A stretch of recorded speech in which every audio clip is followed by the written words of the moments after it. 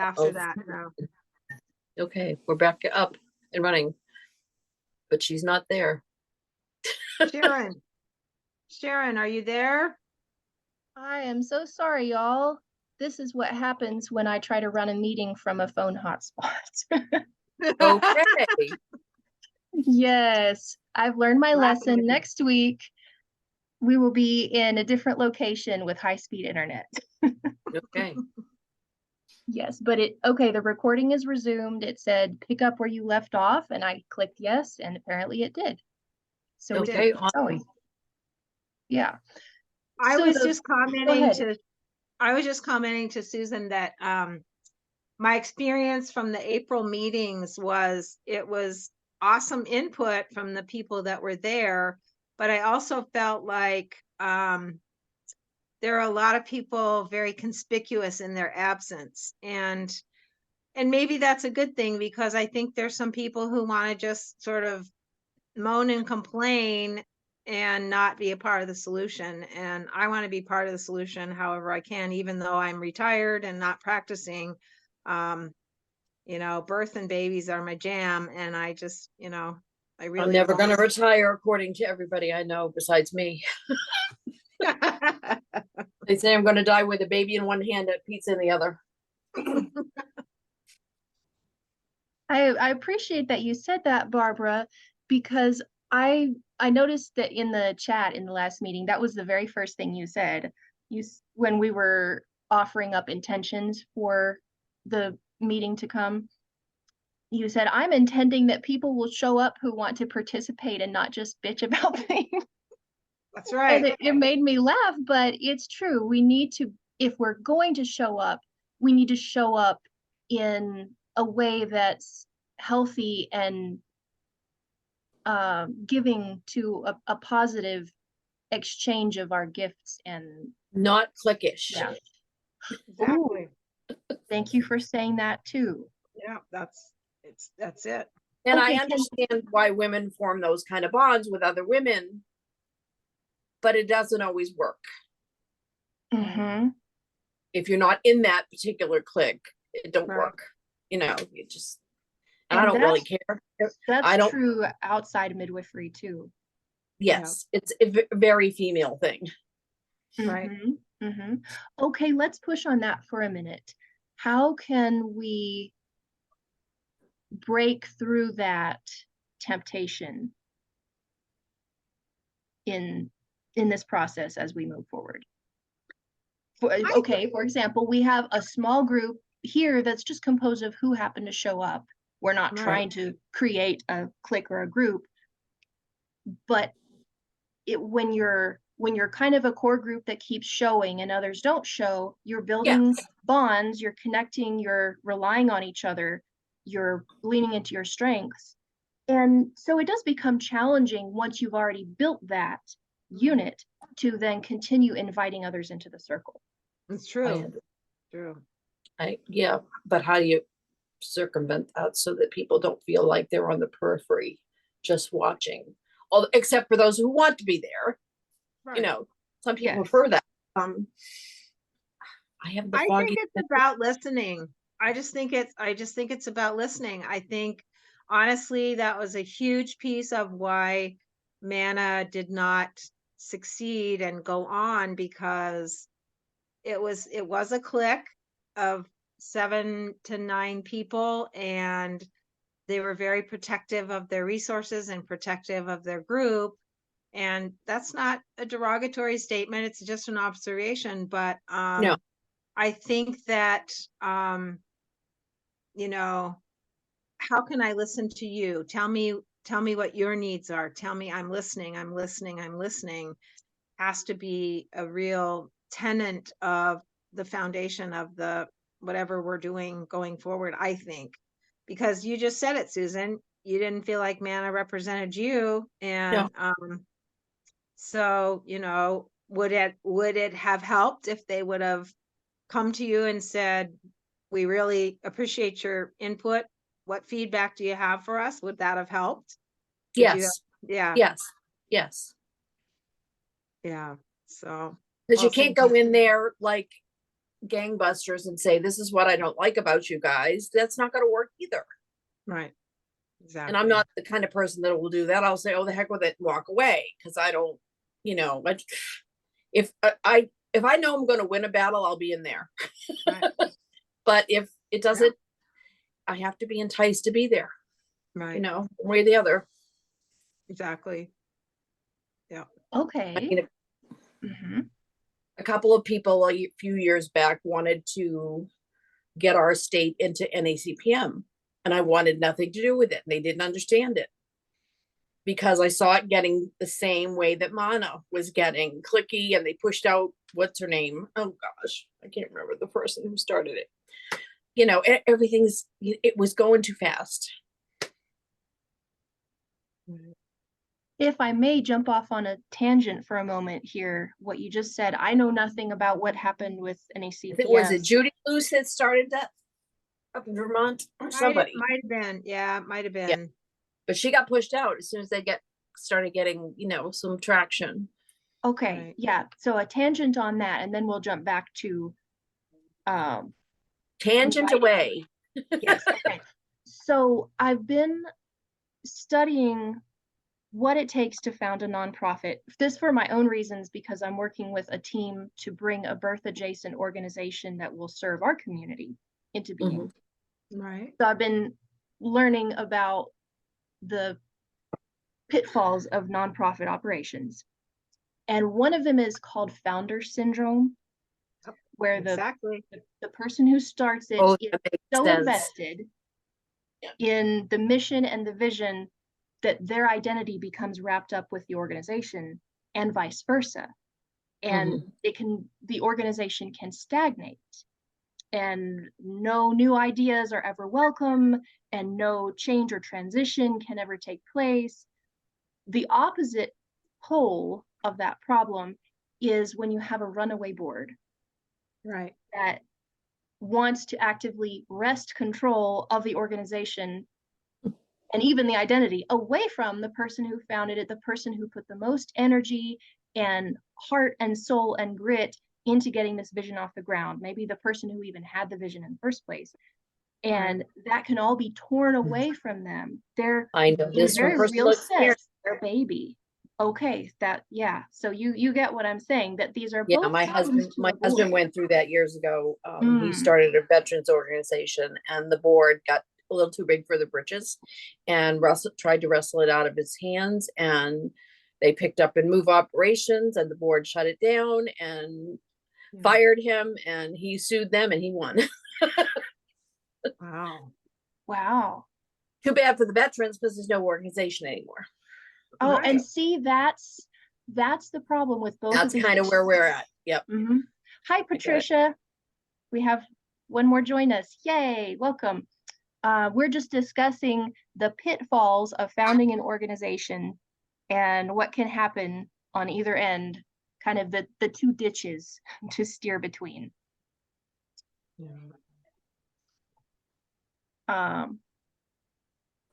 And okay, you said the outcome was that it was too bad for the veterans who were supposed to be served. Because they had nothing. There was nothing left. That's it right there. That is the reason why each of these extremes is so dangerous, because who loses is the community. Yep, absolutely.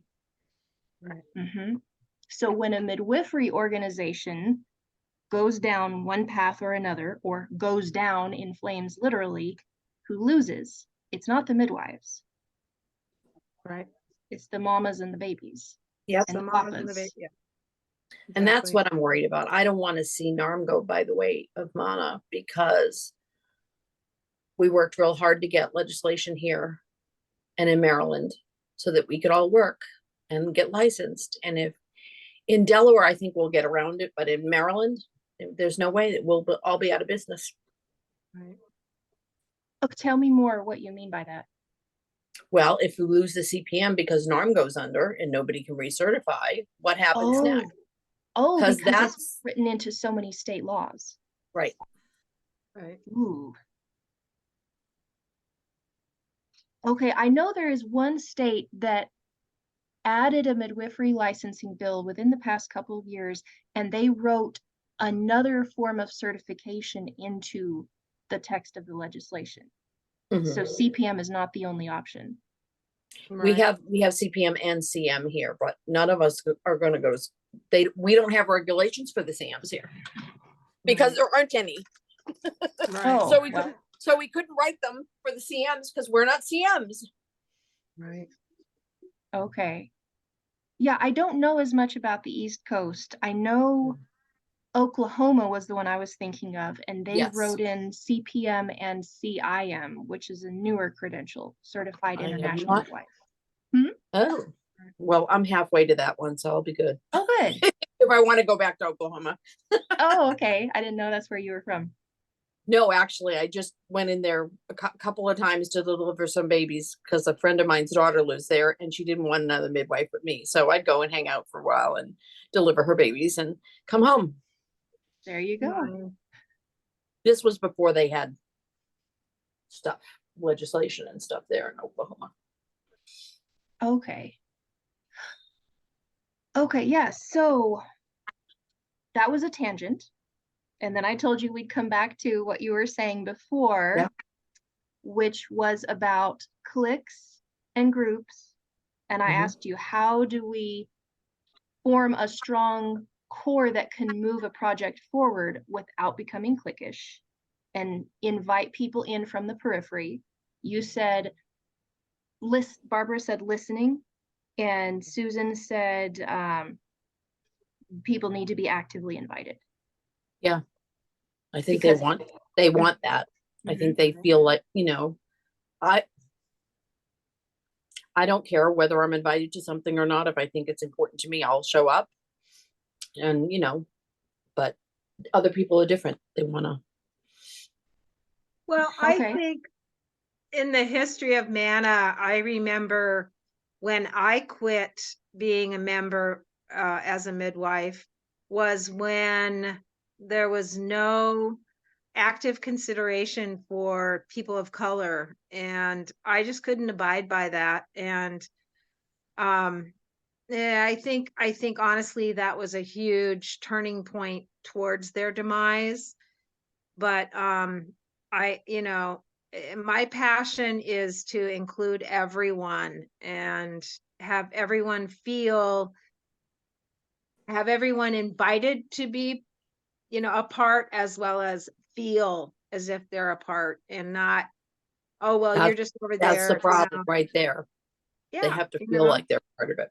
Exactly. And it's huge to run a national organization. I've been on several boards and it's a huge thing. And, that's why I love that we're sort of taking baby steps.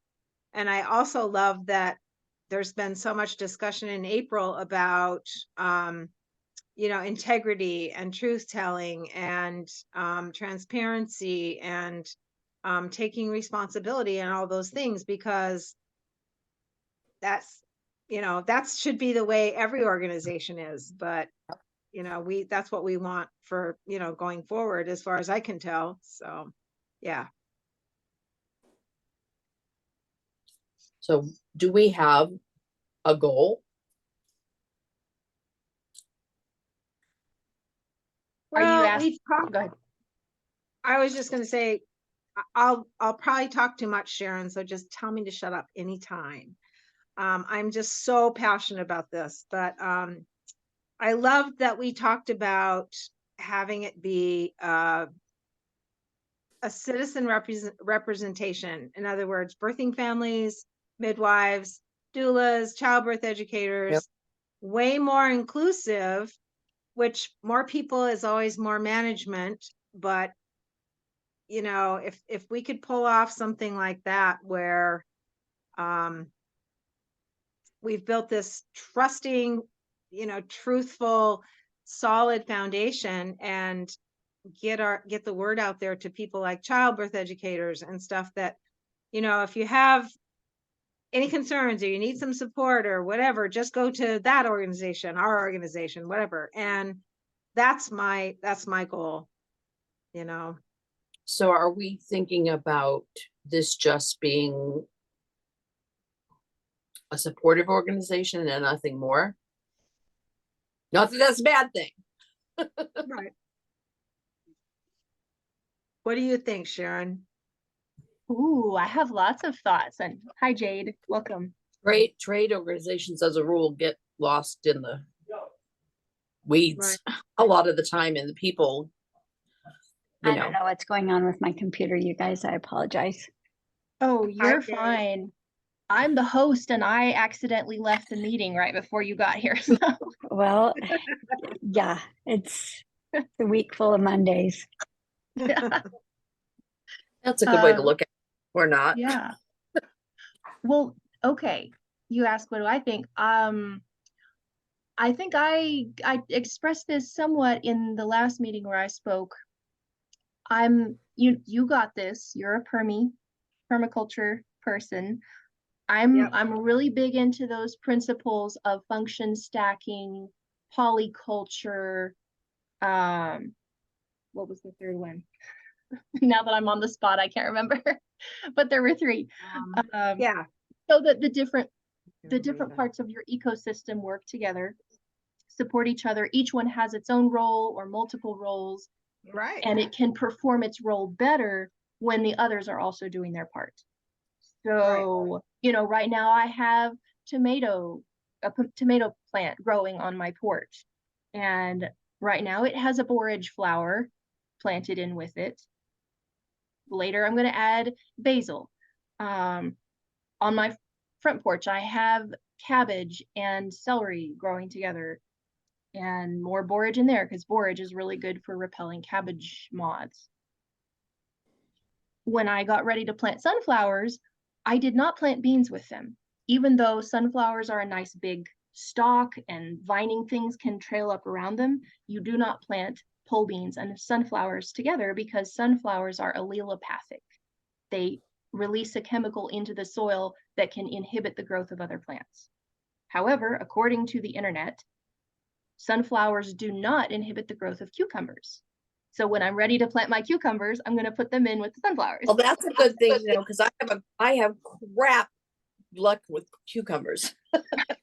Well, try them with sunflowers. Well, they're going to be in the front of the house, not in the back of the house with the rest of the garden.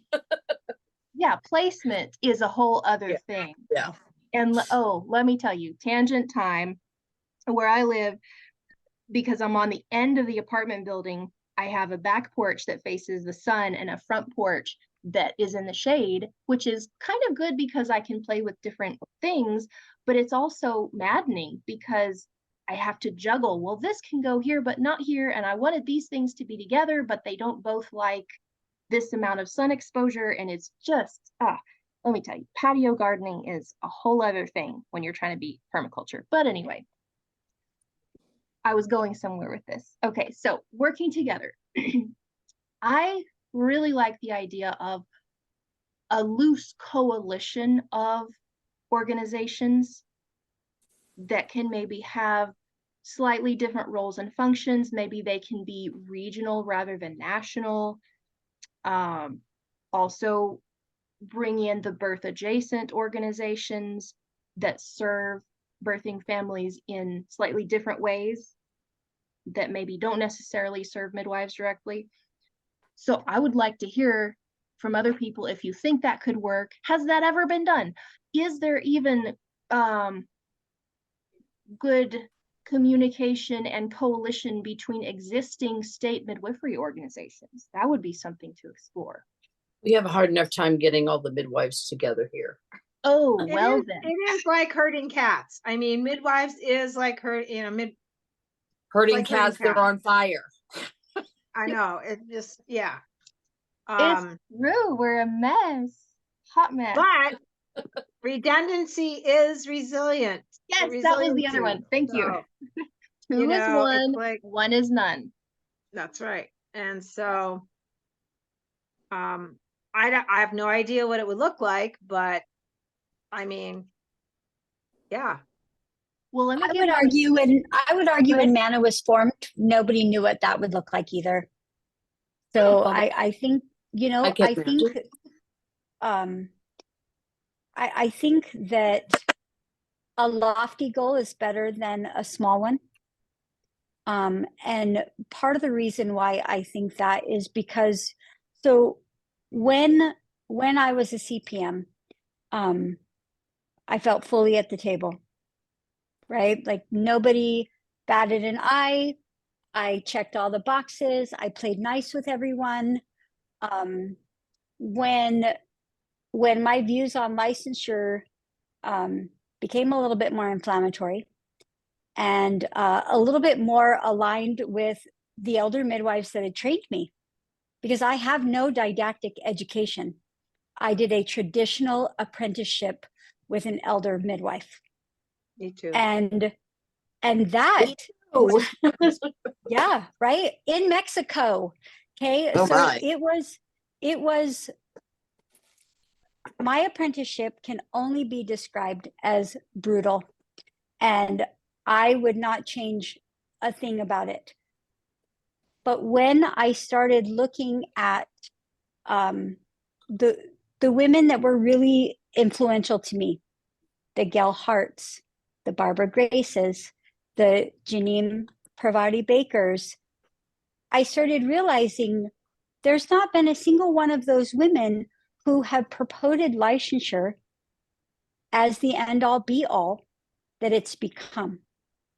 And so when I relinquished all of that, I thought, okay, well, now what do I do?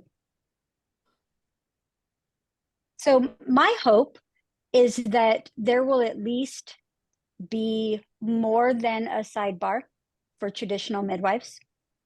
My hope is that, you know, there are enough of us now, but there are not enough of us that are willing to continue to be bruised. Oh, I only got my CPM in order to not go to jail. Yeah, well, I mean, I got it because my preceptor was like, look, your husband is in the military, you have 3 tiny little children. I know there's not a whole lot that scares you, but this is our future right now. Yep. And then all of a sudden I moved to a different state, was seeking licensure in that state, and realized that all the things that I could do in my previous state, I now couldn't do based upon that state's. And then my husband went to war. And I thought, well, what am I? I'll just go back to Mexico and do whatever the heck I want, you know? And then when my husband came home, he needed a wife more than he needed a midwife. And so I thought, well, it's fine. I'll just step away and these young girls can get in the mix and they can just, you know, be miniature obstetricians and do whatever, right? And then I realized that that was kind of a crappy take as well, because I didn't leave myself at the table to be a voice to new CPMs that were coming up. And I allowed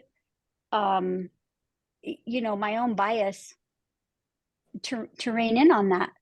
And the fact that you couldn't even become a member anymore without licensure. So it was like, well, take my money, Manna. You guys don't have anyone banging down your door at this point. Like, come on. So my hope is that somebody younger than me with more energy or more time or whatever, and maybe younger, not in age, maybe just in, you know, where they're at in their life, can kind of build something that, you know, the rest of us can just continue to uplift. So, you know, no pressure, Sharon, but you might be it. You know what I mean? Like that's, you know, and I don't have the wherewithal at this point to be the face of anything, and I practice illegally mostly. So there's that, right? Yeah, no, you know, I mean, whatever. My husband's a police, and he says the Constitution supports what I'm doing. So as long as that remains current. He is going to just support whatever I have going on. And he works for a sovereign nation, not the United States. So that gives us, you know, a little bit more freedom. But all that to say is that my hope is that it will be somewhere where midwives of all kinds, that we don't have to try to reinvent the wheel. We don't have to try and rename ourselves wise women or birth keepers or, you know, I don't want to say that people are co-opting midwifery, because midwifery has been around for thousands of years and it will hopefully be around for thousands more. And it doesn't really care what we call it. Nope. Families are still going to need. None of us would be here without them. Right. Right. And so, I mean, really, honestly, that's why I've tried to make a kind of a concerted effort to kind of come to these things and see, because I have 2 students right now, and I want them to be able to not always be the rebel, you know, to not always be the one looking over their shoulder on whether or not their sisters are going to report them. Right. And I think at that point, my husband was like, well, if you want a seat at the table, then you better bring your dishes and be ready to chow down, you know, like that's how we talk. Like, you know, you don't get to be, he said, you don't get to be a passenger. Right. So, you know, with that, if there's something that I can offer aside from just, you know, being an outlaw, then, you know, you've got it. Because I think that there were high hopes for Manna, and it used to be an organization that we could all be really, really proud of, even if they didn't look our way, at least me. I still recommended that people read their literature. I still recommended that people went to their websites, even though I was gum on the bottom of their shoe. So now that it's kind of imploded, I think that we don't have to reinvent that wheel. We can build on the good things that were initial there. There are founding members that are, you know, wanting to share those things and wanting to kind of recoup that investment.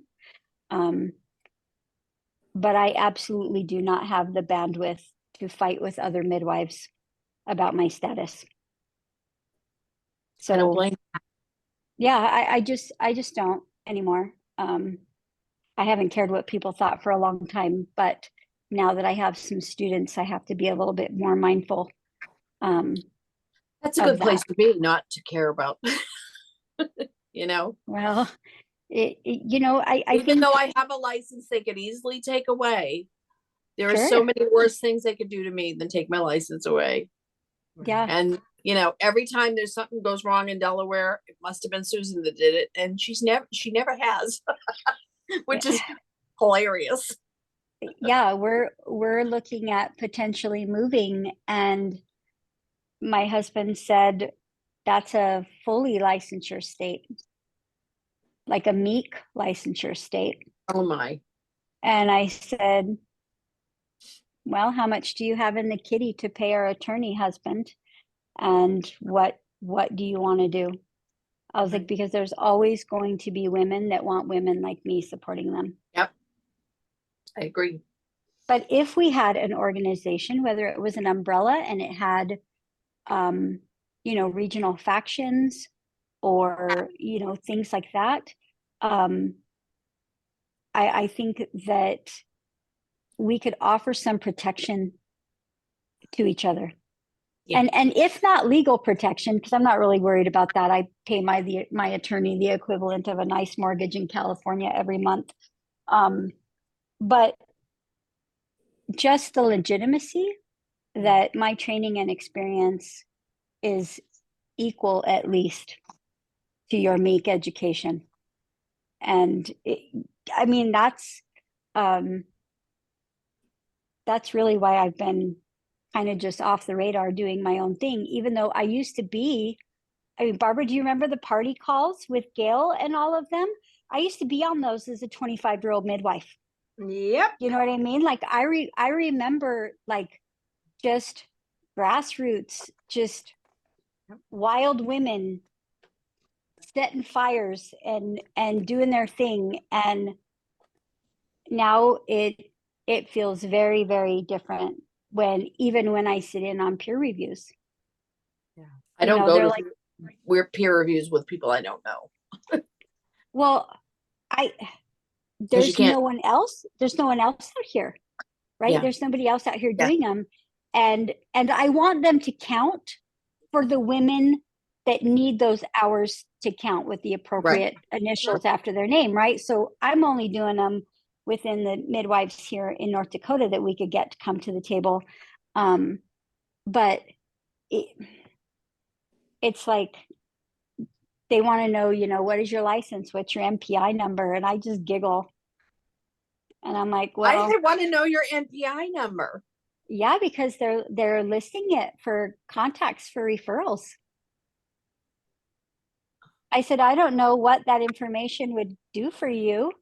I can get one without a license, but I don't see the point in No, it. anybody can get an So MPI number. anybody can get an MPI number. I was like, Wow. okay. Yeah. So, I mean, but for a lot of those women, if they don't have those appropriate amount of peer-reviewed hours, they can't maintain their licensure or they can't sit the NARM. Like there's all these arbitrary things now that don't equate to being a good midwife. No. They just don't. And then of course, if I share anything, they think I'm crazy because I'm just out here doing my thing. But I don't think you're crazy. I mean, I had a midwife call me a week and a half ago. Her gal was 40 and 0. Twins, now wrist out just because of that. Because she has a life. Uh-huh. Yeah, I So have we to drove. Yeah, so we drove and caught twins. Good for you. I mean, you know, like it's silly. It's silly that for years I could do that without a permission slip from anybody. Right. And with my license, With they were die with lateral placentas. I mean, those were basically two singletons that shared a birthday. That's all. Yep.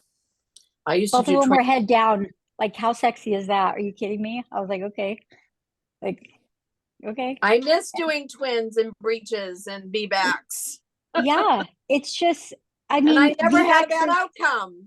That's not to no, say it couldn't happen, but no, but, and you can risk out based on your own ethics, yes. right? I don't take everybody that comes across my email. Right. There are some that I'm like, hey man, you are not a good candidate. Right. Yep. That's fair, right? That's fair. I can't carry oxygen. Like there's things that I can't do, and that I can't get around, you know, and but I think that as far as an organization, if everyone was welcome at the table, I think more of people like me are going to come out of the woodwork and provide community to each other. Yep.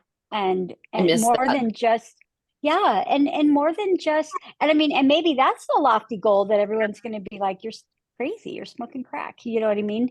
And but the thing is that I remember a time when I was a young apprentice and I had to be in on these calls, and I listened to these women that at that time, they're my age now, I'm almost 50, and they had dreams for midwifery. Yeah.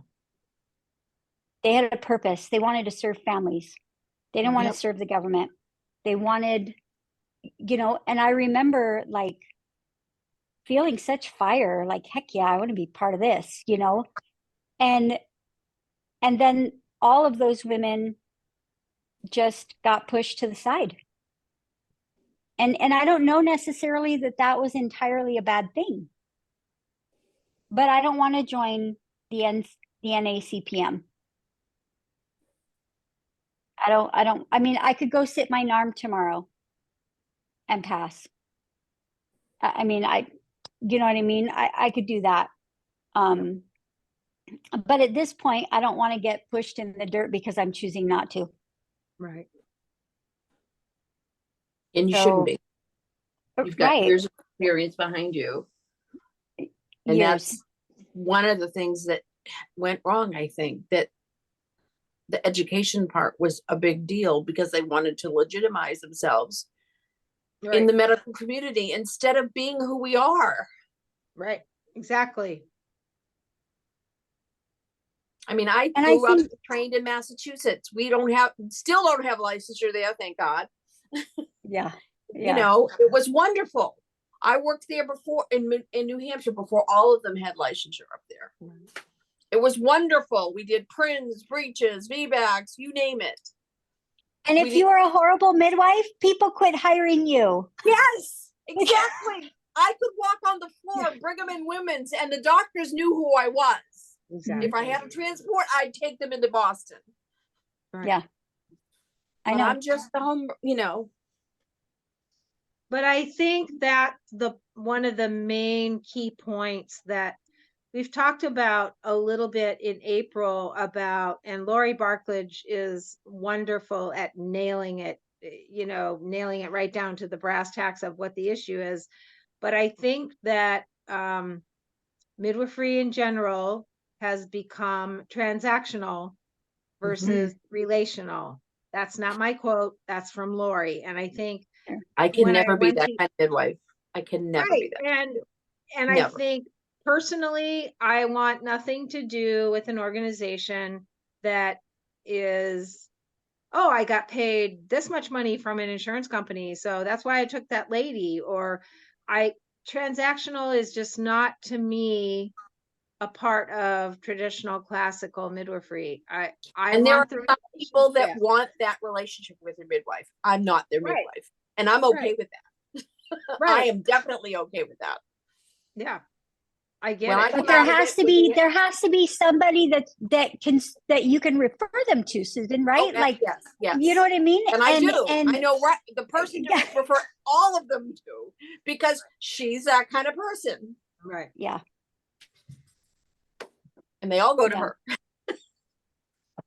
And I think I just got fired recently. It was kind of funny, but they basically ended up going with a different midwife that charges a little bit less, has a little bit less experience, is just trying to build her clientele. So they wanted the discount midwife. But they had like a $4,000 birth photographer. So I was like, well, there was the difference of my fee, Yeah. But I had made a note in her chart months prior, that I questioned whether or not we were the best fit and whether or not she had hired me because I was the only game in town at that point, and so when they said, hey, we can't afford you, things are slow at the job, like we're not going to have a home birth, I was like, okay, bummer, like I'm sorry, like I get it, and I was like, there's some things that I have a bottom line, and do you want to work something out? Nope, we're good. Okay. Well, then of course, months later you see that they're on the internet with their home birth, and my student was like, boss, are you a little salty? And I said, no, not at all. Not at all. She found the midwife that was going to be a better fit for her. Solidly a fan. And at the time, it worked out pretty well because I was in a yurt catching my business partner's baby. So I would have missed her birth anyway. So the fact that she found somebody that was kind of like more her religious flavor, or whatever, or just her monetary flavor, like I was like, no, I'm not salty about that at all. I wish she would have told me the truth, but I told her, I was like, that's not a bad thing. No. And I said, as a midwife, you're going to get to take your inventory. Maybe I didn't develop the kind of relationship with her where she felt like she could tell me the truth. Yeah. Maybe I didn't build that rapport.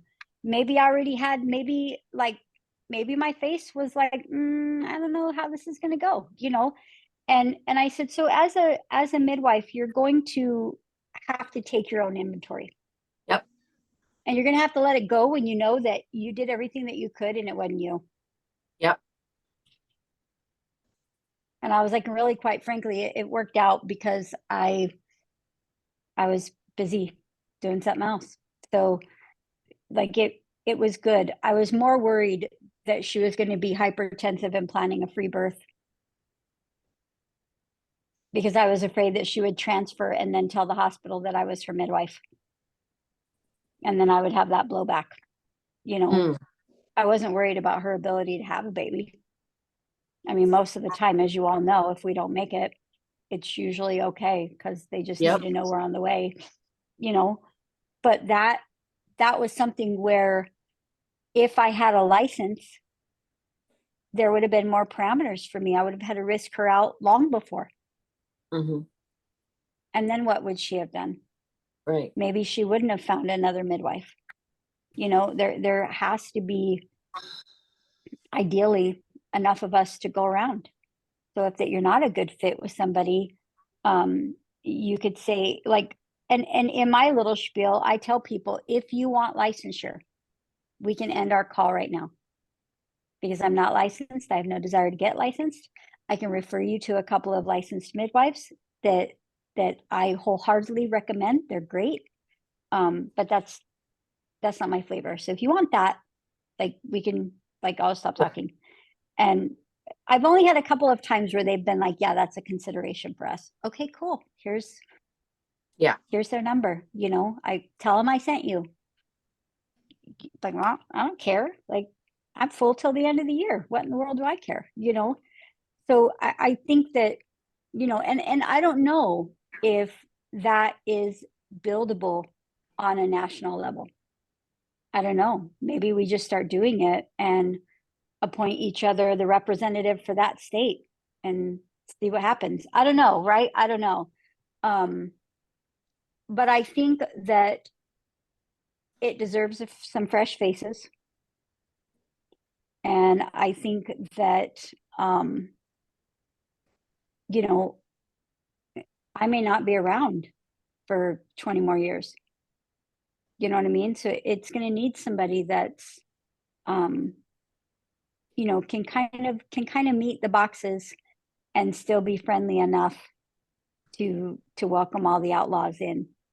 You know what I mean? And I don't know, maybe it's too lofty. I don't know, but I figure I'll hang around and figure out where I can help, where I'm needed, until somebody, you know, fires me. You know. I mean, How can they fire you?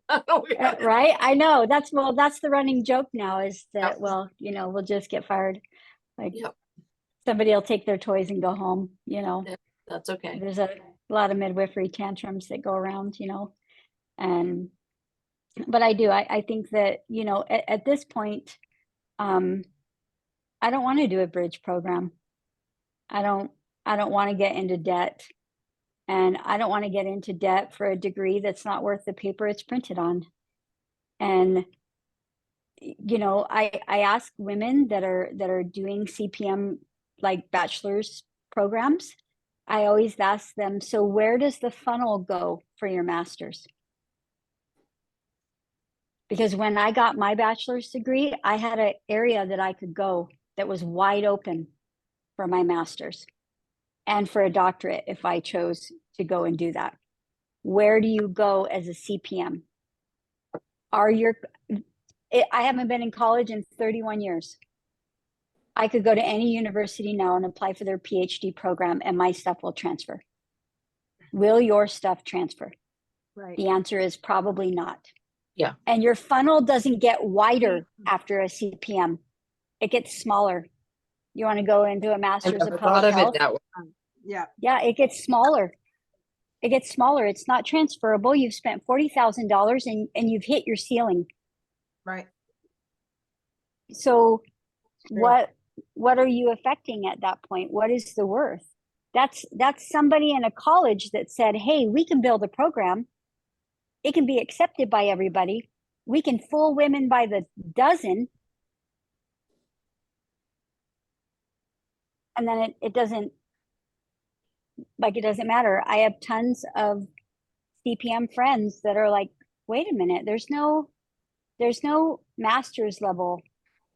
I said, no, you either go into public health, which is not community-based to midwifery by any standard, really, or you can go back and try to bridge for your BSN and then go back and get your CNM. Or you can start and go do a DO program, Right. but they're only going to take about 4 of your classes. So it's the only educational prospect in this country that looks like that. Why are we supporting that? Why are we putting any kind of weight in something that is just going to hamstring you? Brings me back to what is Norm going down the tubes too. Right. Right. Because Yeah. that was the first thing I thought of when Lana went away. Mhm. But And I what do think all- that's the, sorry. What do we all do Susan. with a licensure that's based on the CPM do Right. after that? So what you're saying is we've funneled midwives into this box where not only are they practicing transactional midwifery between the midwife and the client, but it's a whole transactional orbit that the midwife herself is caught up in between her and the system that gives her the Absolutely. credential. Absolutely. She has to check these boxes Yep. and meet these criteria to be labeled a midwife.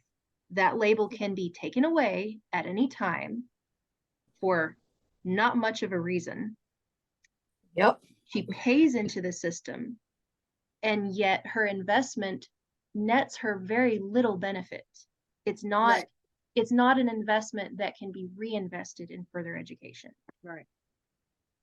Whereas And if they- she had started, if she had, sorry, Shannon. Well, just to Sharon, I to draw that to a close, the whole reason that we even have this systemic mush going on is that we have to keep popping out more and more midwives. We're in this rush mentality, like we have to just churn out more and more, and that's why we have Meek, and that's why we have schools, and we have this and we have that.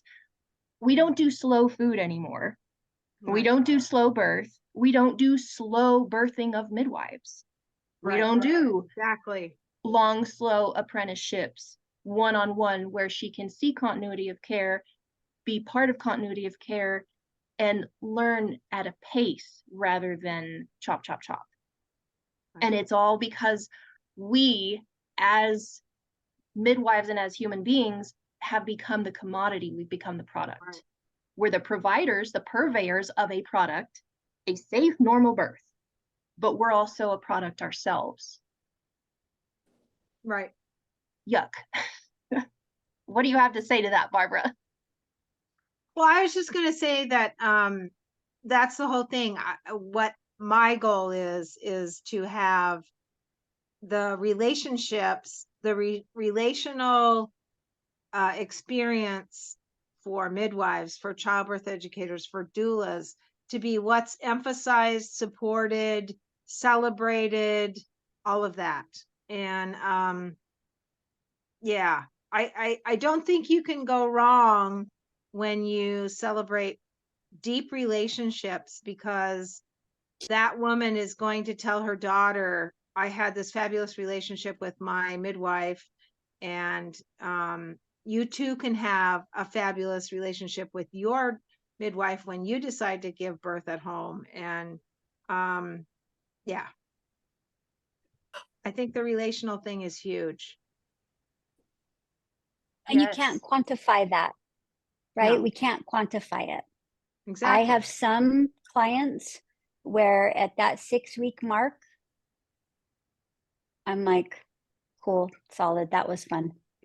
And then I have other ones where, you know, I'm going to their 1-year birthday parties, I'm going to their kindergarten graduation, I'm their auntie, you know,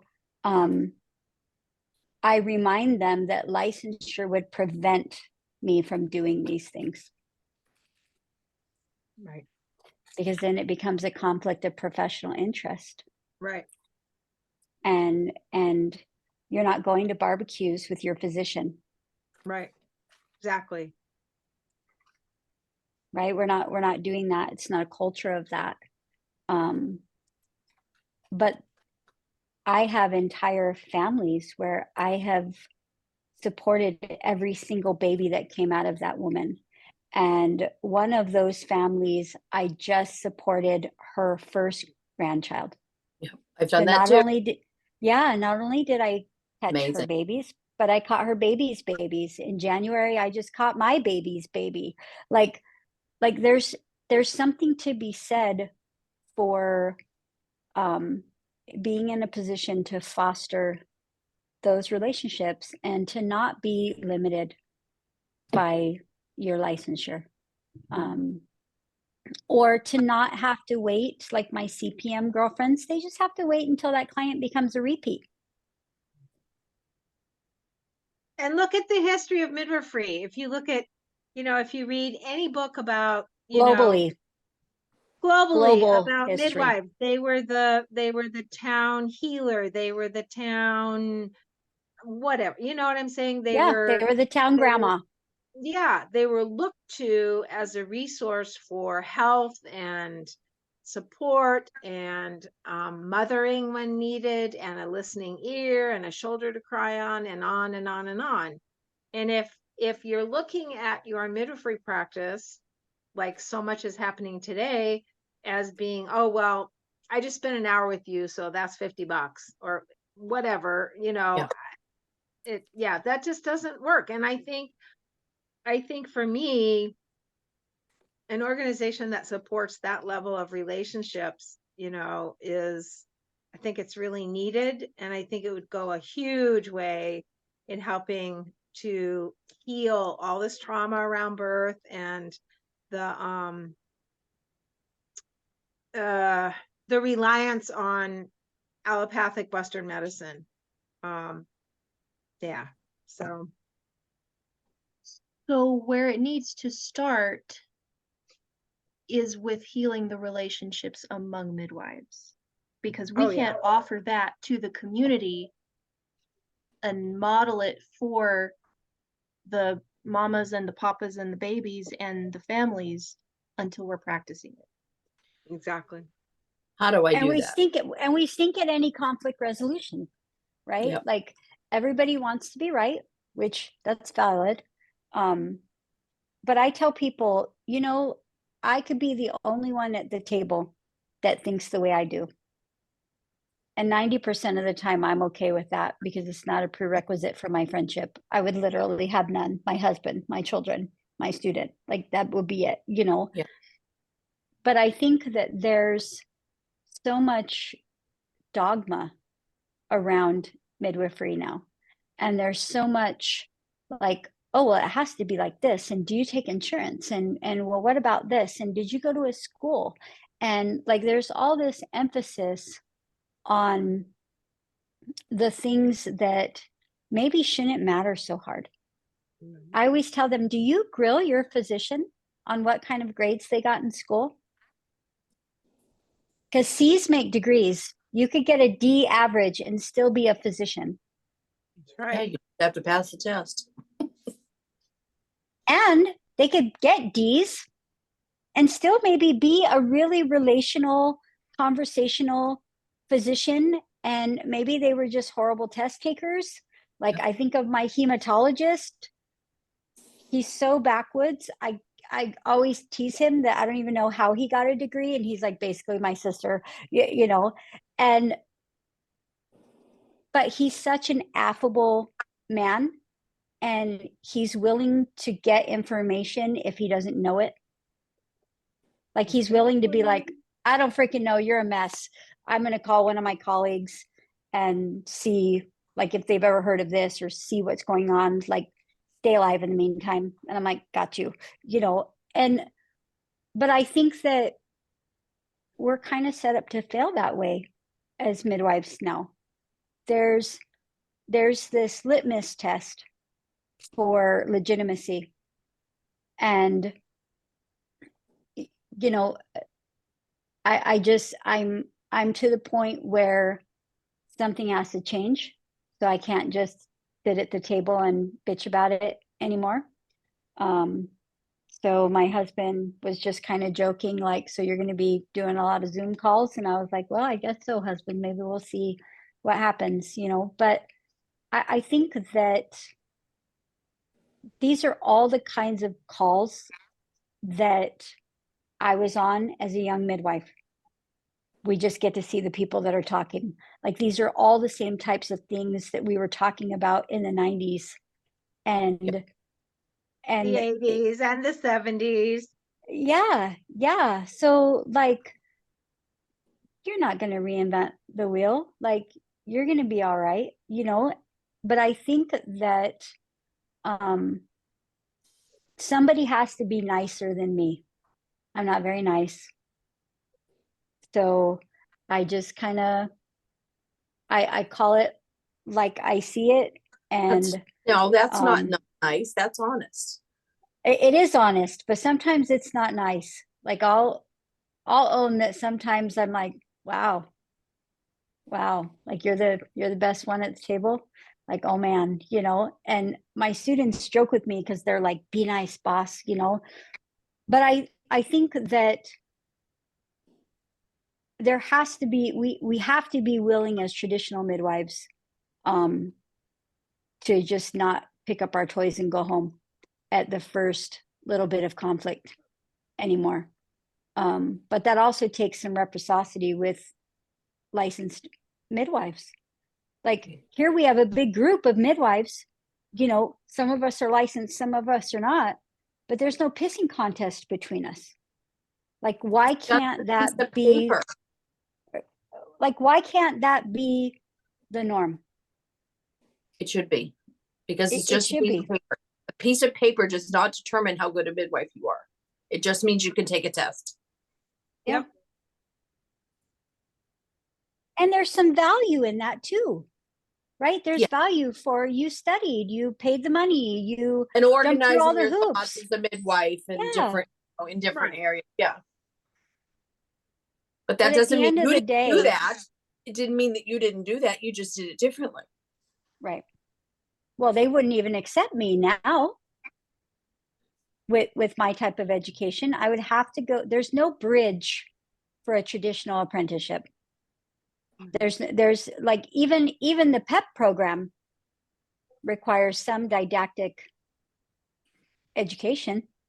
That's not how we were taught back then.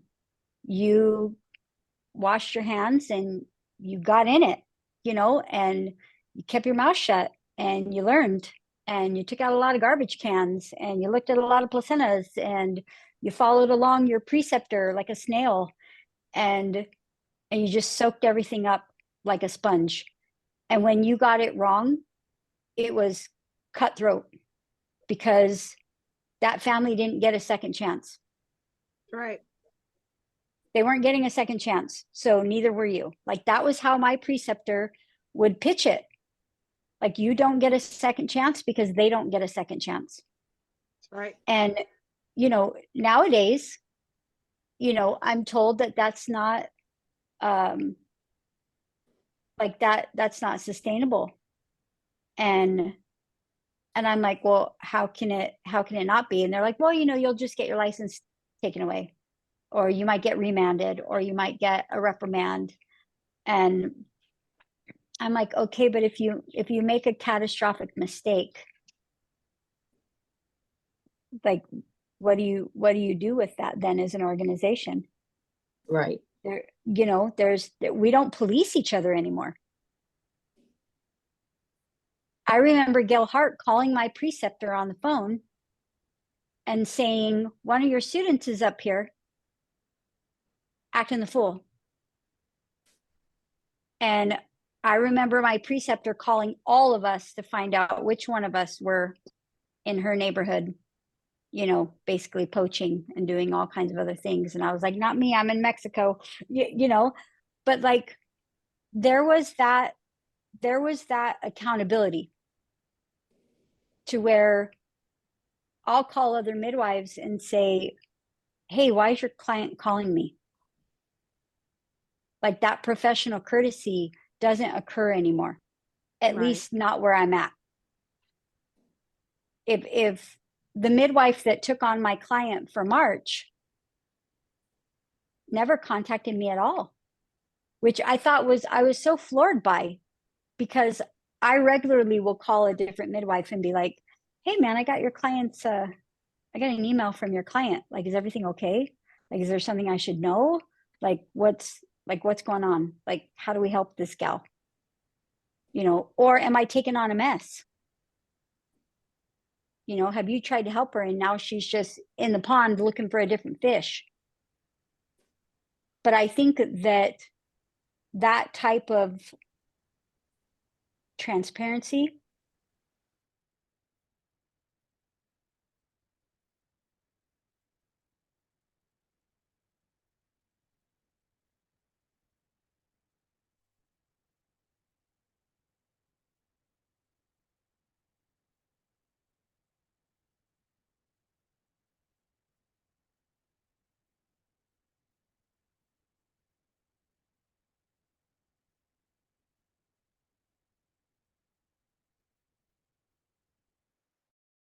Right. you know, for Yep. the legitimacy of future midwives. And whatever's going to happen with that, who knows? There's so many firewalls and attorneys and nonsense that I don't know if they're ever going to get to the bottom of that. You know, I'm still gonna pursue, because it's $78,000. That's not peanuts. I'm still gonna pursue it, but I'm not gonna lose sleep over it. And you know, yeah, I'm here moving on, you know, let's move on up and move out of this crap and yeah, get over it for sure. Yep. yeah, or at least do something parallel with it. Yeah. Because, you know, I mean, so like I said, you know, the young bucks need to hopefully the young bucks will take it on, and then us older gals can just, you know, kind of be the mentors of the group like we used to be, you know, and maybe not, like maybe you don't want our headache, you know, maybe you're like, figure it out, you stay over there in your cave. But Well, I I think like know, that. that's the disconnection that we don't want to replicate. yeah, well, and that's what's happening, right? And I think for me, the hope is that enough of us will continue to show up, and we'll just keep networking, and we'll just keep throwing our names out there and having these Zooms, and somebody with a little bit more marketing finesse or whatever than me is going to be like, yeah, we could, you know, we could do this. And I think that it harms no one to have traditional midwives at the table. Nope. I'm not a threat. I'm not a threat, right? We're not a threat. And you know, I think that if there can be some, you know, reconciliation there, I think it's going to benefit, you know, 25 years in the future. Right. And, you know, like I have grandchildren. My grandchildren will never choose an out of hospital birth unless there's something wrong, because their dad was born at home and their siblings were born at home and they were welcomed by their farmer. And, you know, like that, to us, that's the change that we're affecting within our little circle. But there's other little circles where, you know, little kids get to have that as a normative thing. And I think without some type of representation moving forward, I don't know that that's going to be, that's going to continue, that it's, you know, I don't know if it's sustainable to do to continue along the vein that we're going in. Well, everything that you have offered us in these last few minutes is very rich. And it's exactly the kind of thing I was hoping would be offered on this call. So thank you.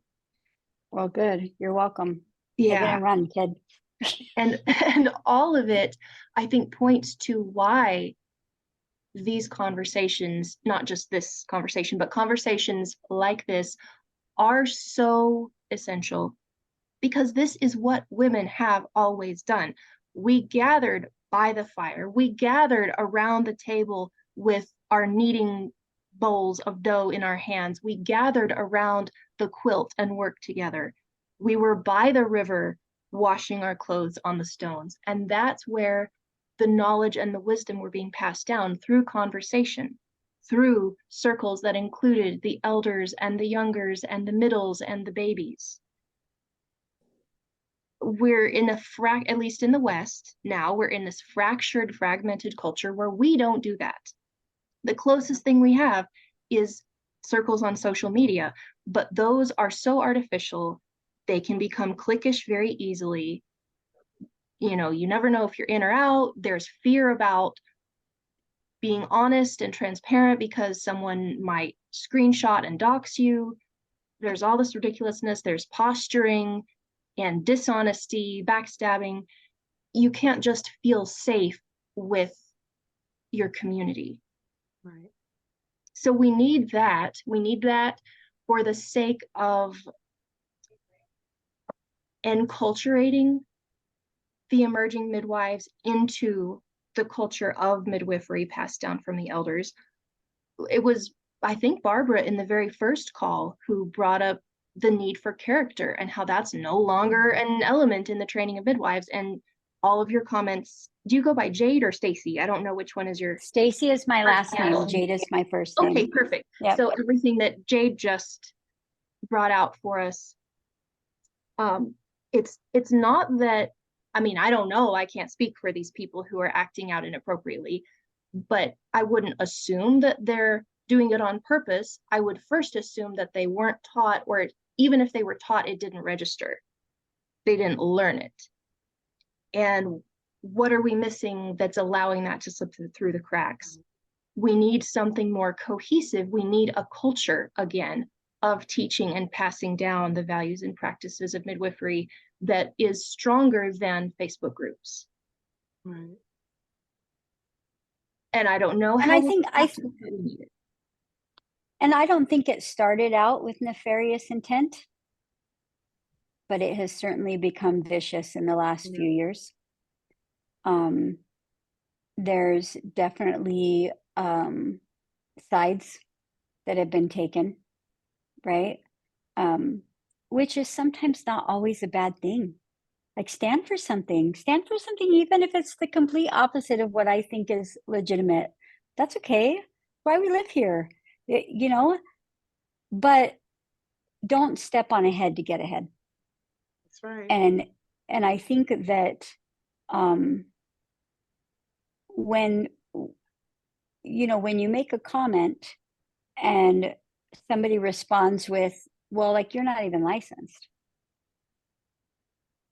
It's like, well, what does that have to do with anything? But that's become where the assigned value is. Right. And I think a lot of young midwives now, and even older midwives, I mean, Susan said the only reason why she's licensed is because she doesn't want to go to jail, right? Like that's value, that's legitimate. Why are we prosecuting midwives in the vein in which we are? And what other profession faces this kind of scrutiny? Right. Yeah. Like where? I mean, I can argue to a degree that my husband's profession in law enforcement is getting a little bit more eyes on it, and that's good because they can't police themselves. They're all too busy. And I think that, but I know bad teachers, bad cops, bad midwives, bad doctors, Bad everything. bad janitors, like, Yeah. but you never hear, or you rarely hear about one of them Like, have we heard any new scuttlebutt on Atlanta? No, right? No. But you can find Angie in the news, or you know what I mean? Like Yeah. and it's no longer put in as an op-ed. These are declarative statements. Unlicensed midwives are unsafe. Right. You know what I mean? It's no longer like, hey, this is a choice for some families, and the ratio is very small. We're talking about less than 1% of 1%. Right. Like, why are we on the radar, guys? Like, come on. I would argue that it's because of licensure. Midwives are trying to protect each other, and they're trying to protect the things that they feel like they fought for. And some of it is semantics, I Right. think. And I don't think that it was nefarious initially. I know more CPMs than I know traditional midwives, right? Like, that's, people are looking for that safety. And as a culture, we've assigned value to the initials after their names. Right. You see it in people with Facebooks, you know, midwife Tanya, you know, Jane Smith, LM, CPM, blah, blah, blah. You know what I mean? Like, we've assigned value to that. And I think that if we made it a little bit more equitable, then I think that women would feel less of a need to put that out there. You know, they would have less of a need. Like, I don't identify as a midwife. It's a hobby. It's a hobby I'm good at. It's a hobby I enjoy. But it's like, I'm not like, hey, I'm Jade Stacy and I'm a midwife. Like, people are like, what do you do? And I'm like, well, man, I homeschool, I hang out, I've got a big garden, you know, every now and again I catch babies. Like, and they're like, cows? And I'm like, no, two-leggeds, you know.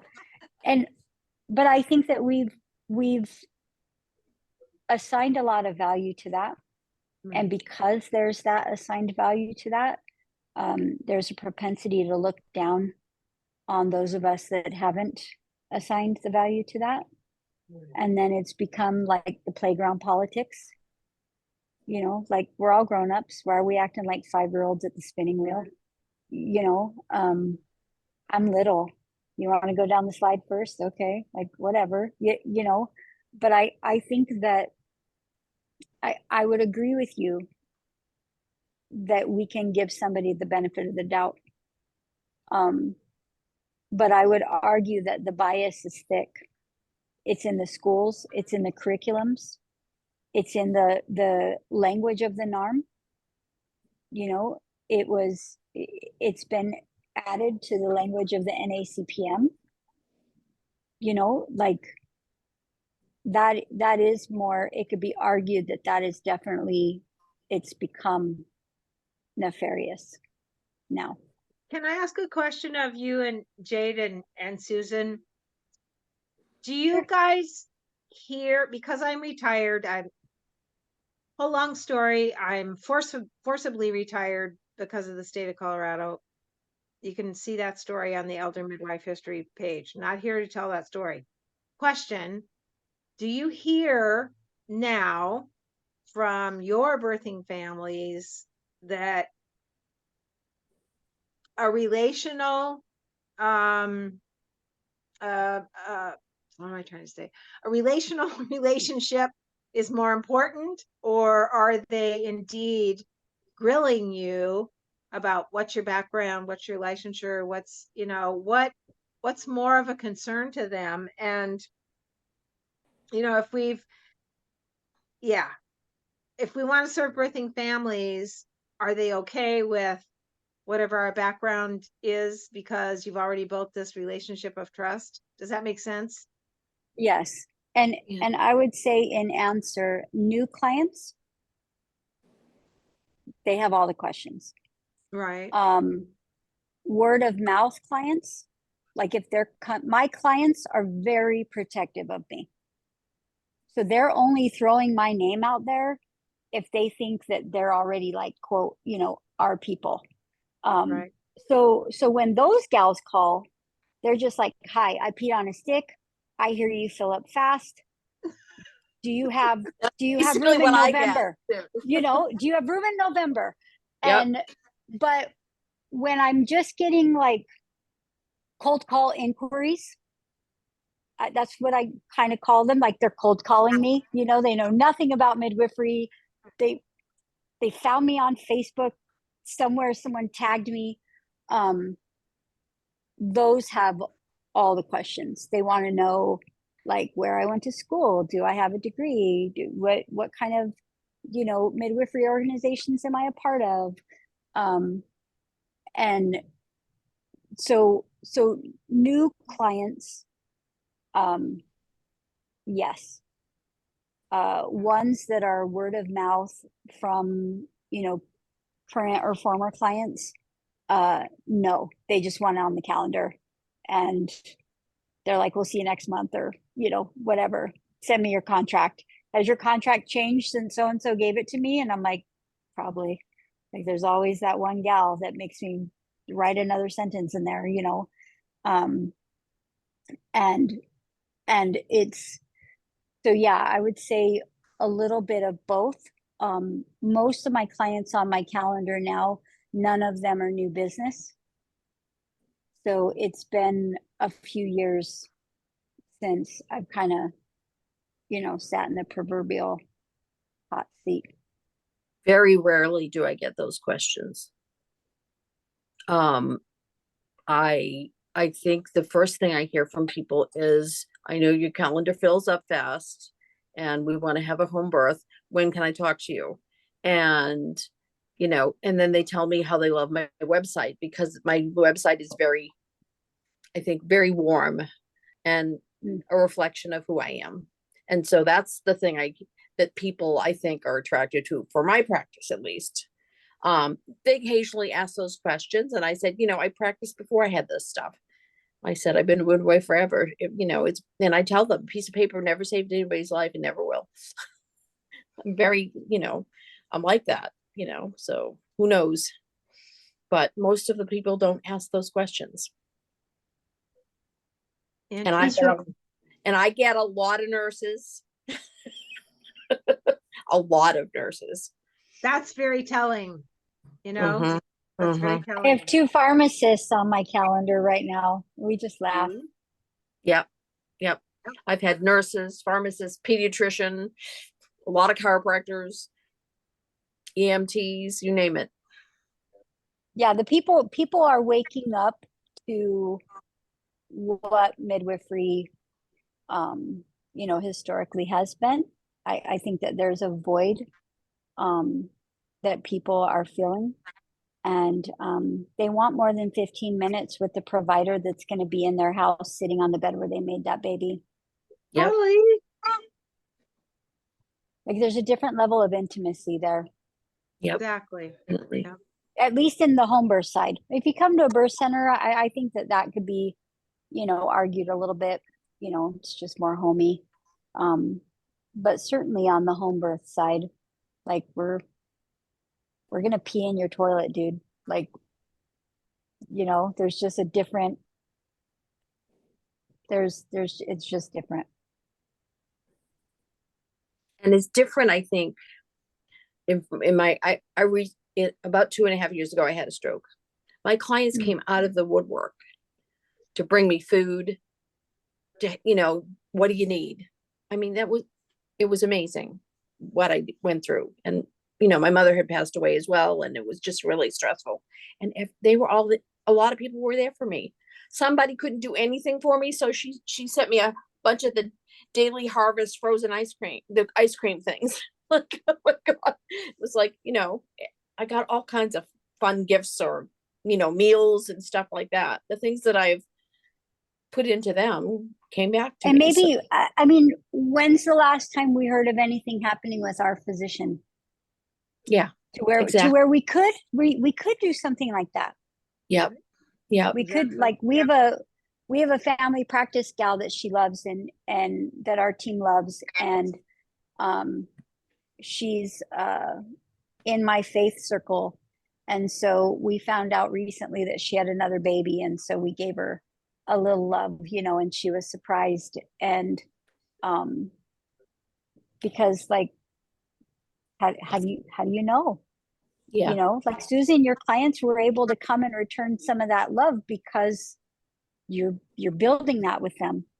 Exactly. You know, and maybe a current client was like, oh man, did you hear what happened to Susan? And then somebody got on the phone and somebody else got on the phone.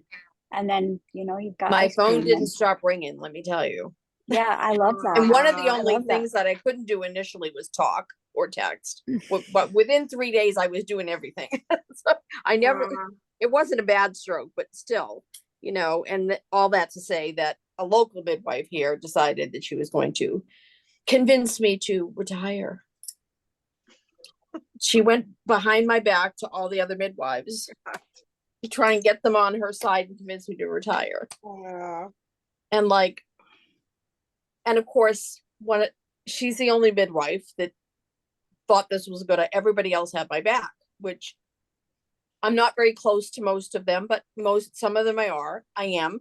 And it was just really weird because I knew something was up when a midwife over in Baltimore sent me a get well card, because she's not the kind of person that sends a get well cards to people randomly. I said, something's up. So I called my former student who had taken on my clients and discerned them, you know, gave them out to whoever to make sure everybody had coverage. And she broke down in tears when I asked her, something's going on, something's wrong. And she told me what was going on. And I'm like, oh my God. She said, I'm so sorry. So I'm not mad at you. I don't want you to be upset about this. I'm fine. She's an ass. Never has apologized, but I called her on it. And I didn't need an apology, but you know, this is the way some midwives are. And I'm not like that. And I can't get my head around anybody that is like that. Yeah. So once again, it's the lack of transparency, and the flip side of that is manipulation. Yep. Yes, absolutely. But the good side of what you were describing, the families reaching out, supporting you, knowing who you are, caring about you, even years after you had been part of their birth, that's the fruit that we want to see. It absolutely is. And I want to keep that going. Yeah, that's reciprocal midwifery. Yeah. Yes, exactly. Reciprocal. I love that word. Yes. When the comes full circle. I started catching babies in the early 90s, and like I still am connected to a lot of those families, which is weird because I see their kids growing up and getting married, and it's like, well, this is so weird. But I love it. I get Christmas cards from people I haven't seen in 20 years. Yeah, I got a high school graduation announcement the other day. And I was like, man, it had to go forward through like 8 different addresses to get to me. Oh my goodness. I was like, wait, what? Like, how fun is that? I called the mom and I was like, oh man. She's like, girl, he almost didn't make it to high school. We figured, you know, we needed to just do something. But I thought, how fun. I was like, was he hitting me up for cash? And he's like, yeah, Auntie, of course I am. And I was like, okay. There you go. Like, okay, buddy. Like, okay, buddy. You know what I mean? I was like, all right. He's like, do you remember my birth? And I was like, I wish I could tell you I did, dude. But your younger siblings, yes, you were a blur. But, you know, like that's the glue, right? Yep. That's the glue. Exactly. That's, you know, I mean, that's the hopes. I mean, and what about the other gals on here? Are they getting that kind of the nth degree? Christine said she can't use audio. She can just type in the chat. Joyful, what about you? So the question, I don't know if you were here when the question was asked. Oh yeah, shoot. It was, Barbara, help me remember how you asked it. Are families pursuing relational midwifery when they come to a midwife and they ask you if you would consider attending their birth, and you say, well, this is who I am. This is what I bring to the table as a traditional midwife, classical midwife, unlicensed midwife, whatever the term is in your neck of the woods that you feel comfortable using as your label. Are they're okay with that regardless, because they are more interested in the relationship they have with you and how they feel in your presence. Very nicely done, Sharon.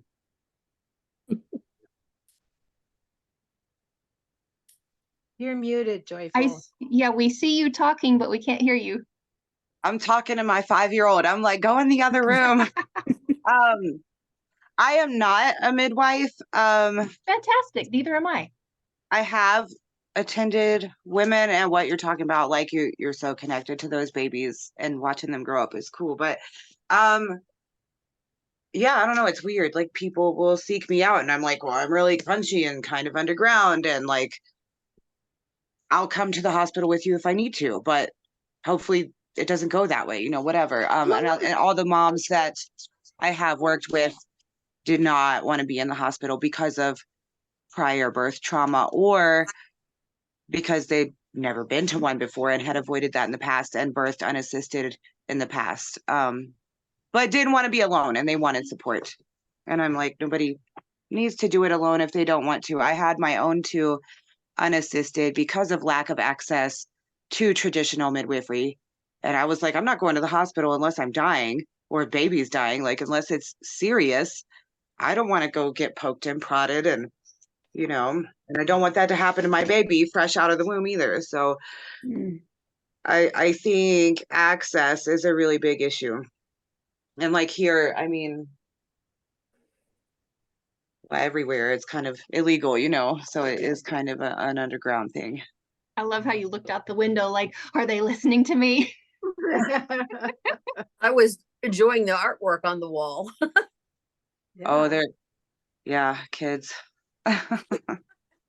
They got hold of a Sharpie one day. It's like a mushroom with a mustache. I love it. Got to keep it. Yeah. So you get it. And what you just described is true grassroots women in birth.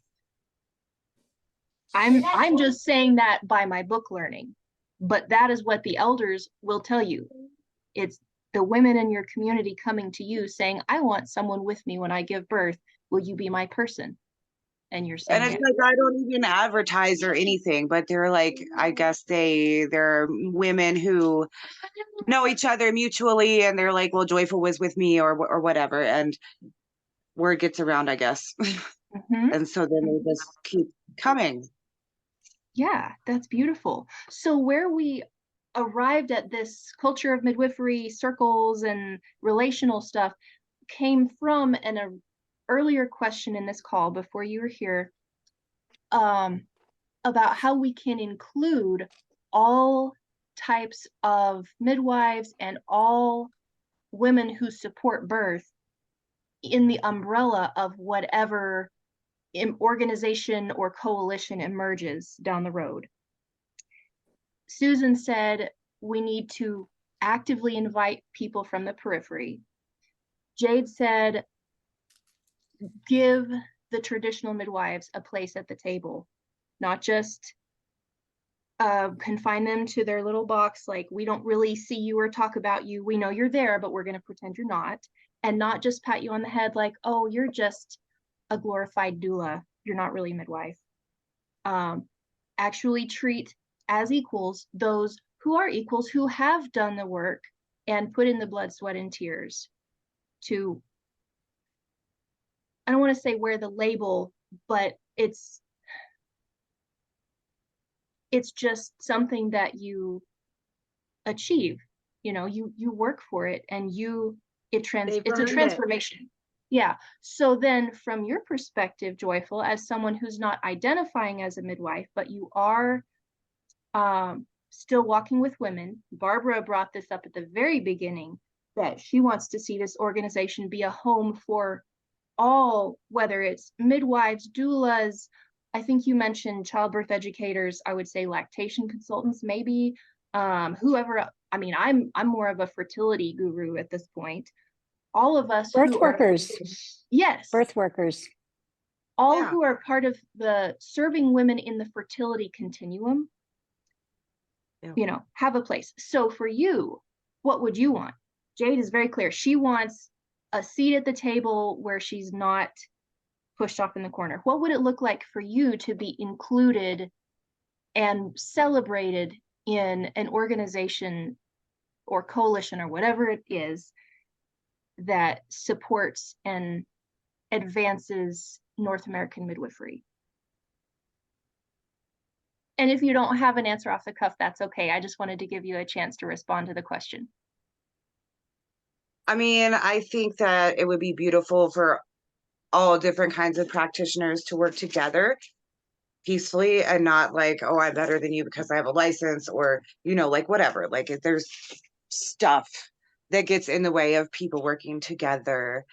Like I attended a hospital birth a couple weeks ago, and there's 8 women in the room, and I'm like, but you can feel this like, oh, it's a doula or whatever, you know, like, who's this person? She's not one of us. And it's like, can we all just appreciate each other and work together for the mom? Also, there's like a, a pregnancy center here, a New Life Pregnancy Center, but they it's like a, you know, a Jesus anti-abortion kind of a place. Anyway, I had went in there a couple of weeks ago, and they do like free ultrasounds and have a little baby store, and you could take parenting classes and earn baby gear. And the lady that runs the place said that she had called around because she had moms asking if there were local midwives and doulas, and so she called all the doctors' offices, and they told her, no, there's nobody that does that.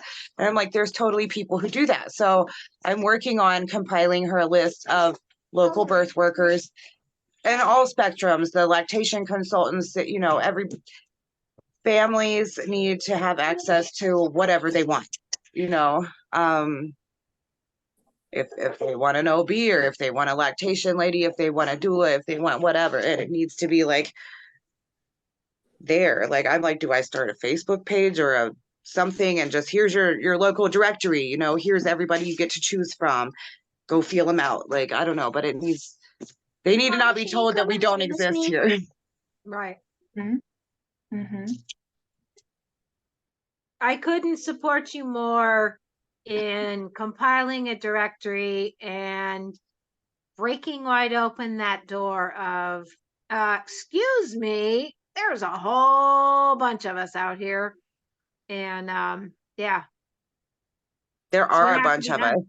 Yeah. I think if it's okay if I go ahead and jump off from what you said, I think in envisioning this multicolored, collaborative, cross-pollinating thing where we're all supporting each other, we're all, in a sense, referring each other, even if we're not giving referrals, but it's like, hey, you know, all of these different pieces can be part of your pregnancy experience. You don't have to stick with just me or just the type of care that I give. Oh, I think we also want to be careful, be intentional, not to replicate the siloing of the medical model where, oh, midwives do this and doulas do this and the people do, which is true. There is a scope of practice as far as what you're trained in, even if you're not a credentialed, licensed, whatever, and you're traditional, you still have a skill set that you bring to the table. And there are some things you do and some things you don't. And if it's beyond what you do, then you do refer to so-called higher care. You do say, I can't serve you. You really need to, in my opinion, you really need to be in the hospital. So there is some truth to that, but how can we do this where it really is a cross-pollinating experience and it's not getting back into our little boxes of I'm over here and I don't really play with these people because I'm not one of them. They're part of our umbrella, but we're not really together. Does that question make sense? Wow. Hmm. That's a big question. That's what I specialize in, Barbara. I kind of noticed that about you, Sharon, and you're so good at it. Happy Gotta be to good at help. something. Yeah, everybody's got to do something.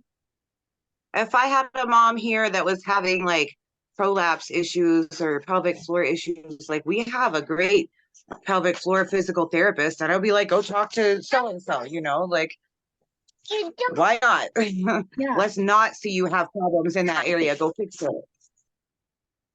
Yeah, okay. So it's about having enough confidence in ourselves that we're not afraid to say, here are my limits, I'm going to refer you. And also having enough trust across those boundaries of practice where we don't feel like, oh, if I refer, they're going to think some certain way about me. Or if this mother tells them, well, so and so said I should come see you, they're going to report me for being an illegal midwife. So it does come back to building the culture where it's okay to be above ground and we protect each other. Right. And it's all about the fact that we're serving birthing communities, not incestuously serving just the midwifery community. And I think that's where Manna got to.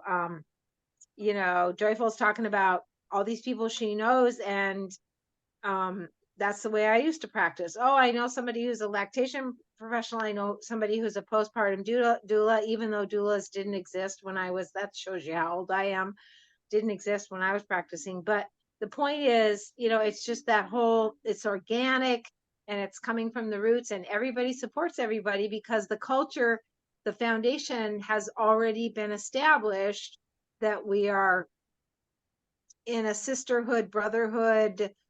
We're here to serve the entire birthing community. We're not here to serve ourselves and, oh, look, I have this and I know, it's like, I don't know that, but I know somebody who can help you. Let me give you their number. And that's like, to me, that's the obvious thing you would do because it's a truthful, in integrity position. But how far we've come from that, and there's no competition in midwifery, for God's sakes. We're here to support the moms and the babies and the families. Some people don't know that. I know, Susan. Oh my God. Yeah. But anyway, I'm rambling. Sorry. No, it's lovely. Gosh, it sparked something in my brain and now that is gone. Maybe it'll come back. Sharon, what do you want it to look like for you on your end? Oh, wow. Well, that's why I keep pushing the two is one is none, and sprinkle little seed patches everywhere, because I think that's healthier. And looking kind of from the outside in, I have 1 foot in the midwifery community, and so I do say we, but I'm not calling myself a midwife yet because I'm not. I have certain values that are very close to my heart. Supporting authentic, traditional, autonomous midwifery is one of them. There are other things as well that not all midwives or members of the midwifery community share, and vice versa for others. And we all have people that we'll click and gel with a little bit better than others. We'll all have those where our values are more aligned, especially on some really hot button political issues. Yeah. And I think all midwives deserve both the ability to connect with the whole community around the one core thing that unites us, which is serving women in birth, and also the chance to build smaller subsidiary spaces where we can let down our hair a little bit more and not feel that we have to suppress certain parts of our values to move the conversation forward with the collective. So for me, the image that I've been wanting to bring out is actually another permaculture one, and it's a nurse tree. Are you familiar with nurse plants, Barbara? Yes, indeed. Yay! And Jade, you do permaculture as well, I'm gathering. So you know, yeah. But for I those only on grow food. okay. I don't grow anything pretty unless I can eat it. So Okay, but you know about food guilds and that kind of thing. Yeah. So for those who are listening to the recording who may not be familiar, a food forest or a food guild is a designed area where you combine big plants and little plants and all kinds of plants that can work together. So the big ones will provide shade and they'll drop leaves for mulch, and then the little ones will grow your food and stuff. And then you can include animals in there too. And silviculture is really cool. And anyway, I love nurse plants because I live in the desert. You were talking about Mexico, Jade. I live half a mile from Mexico. I live on the border in Texas in the hottest desert. And there are no trees here, except once in a while you'll see a mesquite. Where I am is actually so far south and west and so dry and hot that even the mesquite don't like to grow because they have trouble getting enough water. But in most of West Texas, the mesquite are everywhere. Further east in the hill country, you get mesquite that will actually turn into trees and give you shade and give you beans for food. That's because they can access enough water to grow. Out here, out west, they basically are giant shrubs, but they are still nurse plants, even though they're shrubby, because a mesquite is a legume, which makes it a nitrogen fixer. So it pulls nitrogen out of the air, takes it down to the roots, and then there are little bacteria on the roots that push that nitrogen out into the soil so other plants can use it. The mesquite also provides a modicum of shade. So when you're in the desert in 110-degree heat and you're a little grass plant, you'll take any shade you can get and you'll grow up there. And it's just a little dappled shade, but it's enough. So that's really the image that has been in my mind. We can be a mesquite tree that makes a canopy for all of the whatever else is there. So you mentioned maybe a national organization with regional chapters. That's kind of a top-down umbrella view, or we can look at it as bottom up, little mushrooms popping up here and there, and then the umbrella emerges to cover them wherever they're at. Either way, there's that symbiosis between the mama tree and the little babies that grow up in her shade. And they really support each other.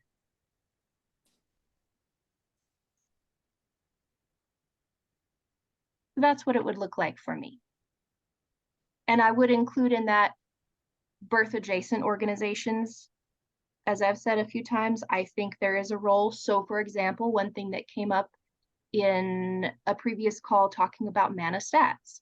What's going to happen to the stats? Nobody really knows. We have some people who volunteered to keep tabs and look into it.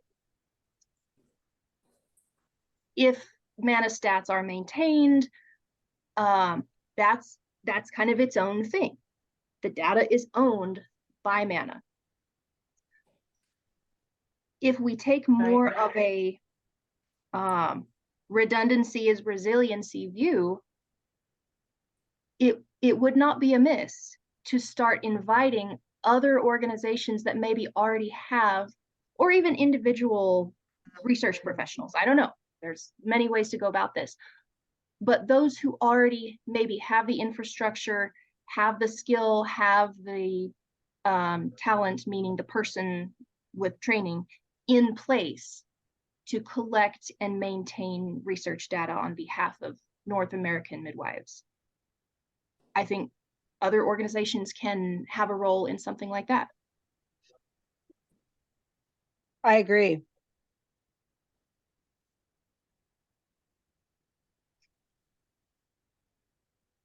So yeah. Let's see, Christine, do you have any comments you'd like to put in the chat on what has been shared?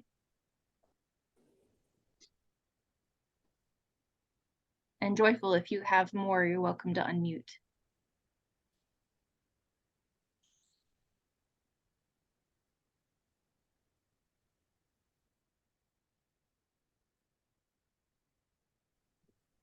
I like the idea of coalition. I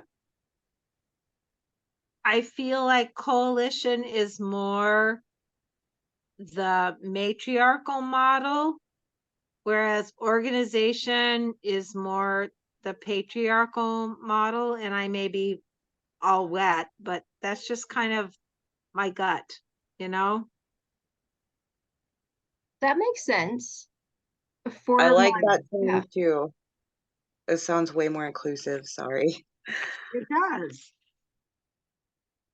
From what I've read, that has been the standard mode, or I don't know if standard is the right word, but the more preferred mode of feminist organizing, for lack of a better term. And you know, feminist is a contested term now, and there we could go lots of directions with that. But just looking back at the last 50 to 70 years of women organizing to bring attention to women's causes and issues in society that affect women, coalition has been the go-to word and concept, whether that was small circles or larger teamwork between groups.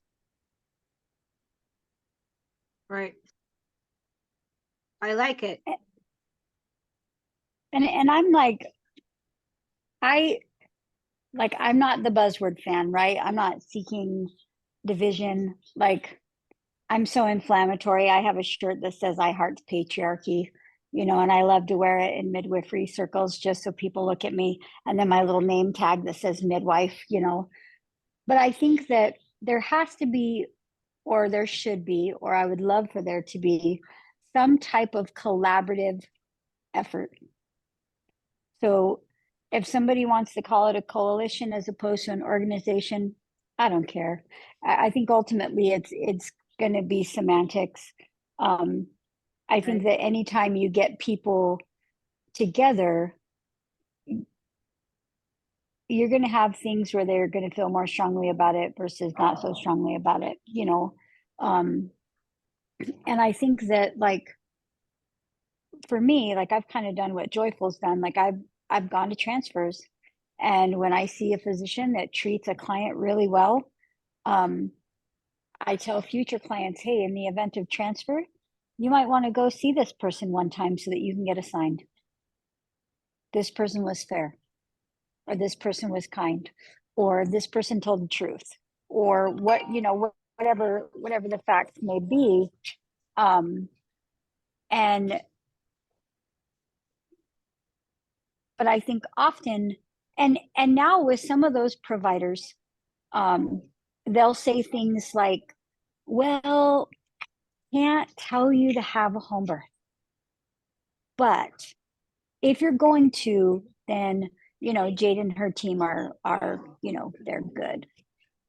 And it would be lovely if providers felt like they could just say, if you're looking for a home birth, here's a group of home birth midwives. And not put there, well, I can't tell you to do that. You know, like, we have families that are unassisted birthers. I'm a 2-time UCer, right? People are like, do you support that? I was like, what does it matter? Families are going to pick what families are going to pick. I support families having a say in what they choose. You know, I'm reading over a case report right now where a gal had a 2.5 liter hemorrhage and required 2 units of packed red blood cells. And then she had to go in for a DNC because she had retained placenta. Right. And now she's planning a free birth. It's probably not going to go well in midwifery math, right? Come on. But the thing is that I was able to say, hey, look, I don't have the toys to even touch something like that in the home setting. But here's somebody who might be able to do that for you, you know. So that midwife is now calling me with all eyeballs on the text, like, what, you know, what are you doing to me? But it's building that kind of community. And I would like to see that on a bigger scale. So if somebody, if Joyful says, hey, like, that might be a little bit bigger, but I know some traditional midwives I can call. And then I might go, hey man, that's even bigger than me, but I got a CNM I can call in a DO. Like, to have that kind of networking and kind of a more concerted, collaborative effort. I don't know that we have to, and maybe we do, like maybe this is where it's leading, is that we have to establish ourselves as not this, right? Like, there's some, but I think that NARM has done that. I think that NACPM has done that, where they've kind of established themselves as not MANA, not this, not that, right? And women that want that, or CPMs that want that, that's available to them. But I think that, you know, we can look at like, hey, these are grassroots things. This is grassroots language. This is a more, you know, anti-establishment type language. Where I live, you'll lose a ton of people because they're Mennonites out here. They're Lustadian Lutherans. They're having 15 kids. They don't, you know what I mean? They are not political in their anti-politicalness, you know? And, but I think that at the same time, you're just not going to be able to, we're not going to be able to make everybody happy. You know, we're not. I think that your idea of permaculture and just, you know, providing some shade for the little ones to grow up. We know that what happens beneath the big trees, there's more life there, right? You can put more things, there's more growth, it's faster growth. It's usually more sustainable because a tree takes a long time to establish, but grasses and other flora and other things like that, you can make them annual or perennial or however you want to design what you're designing. I think that midwifery, in what it can look like going forward, you know, those of us that are a little bit older, and like I said, not in age, but in experience or whatever, you know, to use your analogy, you know, we can be your mesquite, even if we're bushy, you know, and,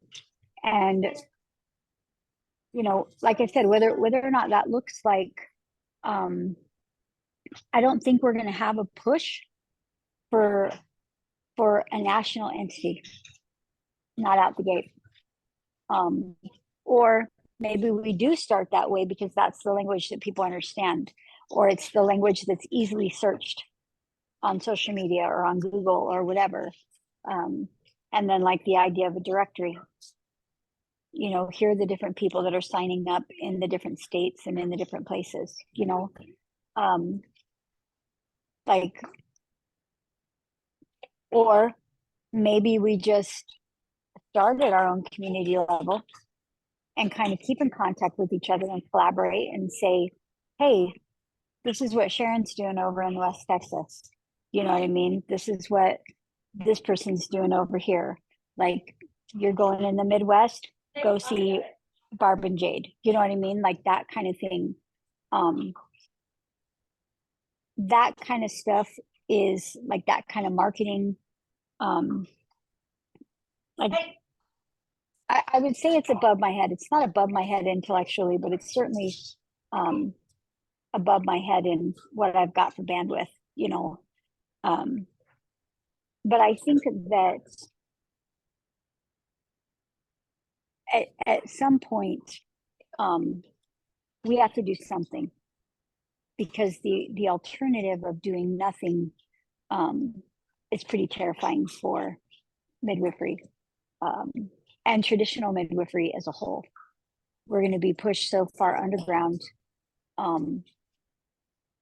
that we just retire early because we don't want prosecution, or we don't want, or there's mistrust. I do With think, licensure, though, you know, you don't care who you take. Go ahead, Miss Barb. I do think I hear you so deeply.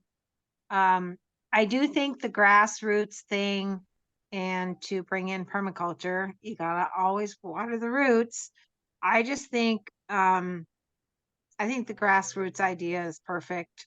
I remember when I first started practicing in the mid 70s. I'm 70 now myself. So when I first started practicing in the 70s, we literally had, just like Joyful was talking about, we had little directories of all the people who had skills in the area, and we would literally pass out a piece of paper with all the names and numbers and so forth. There was no email.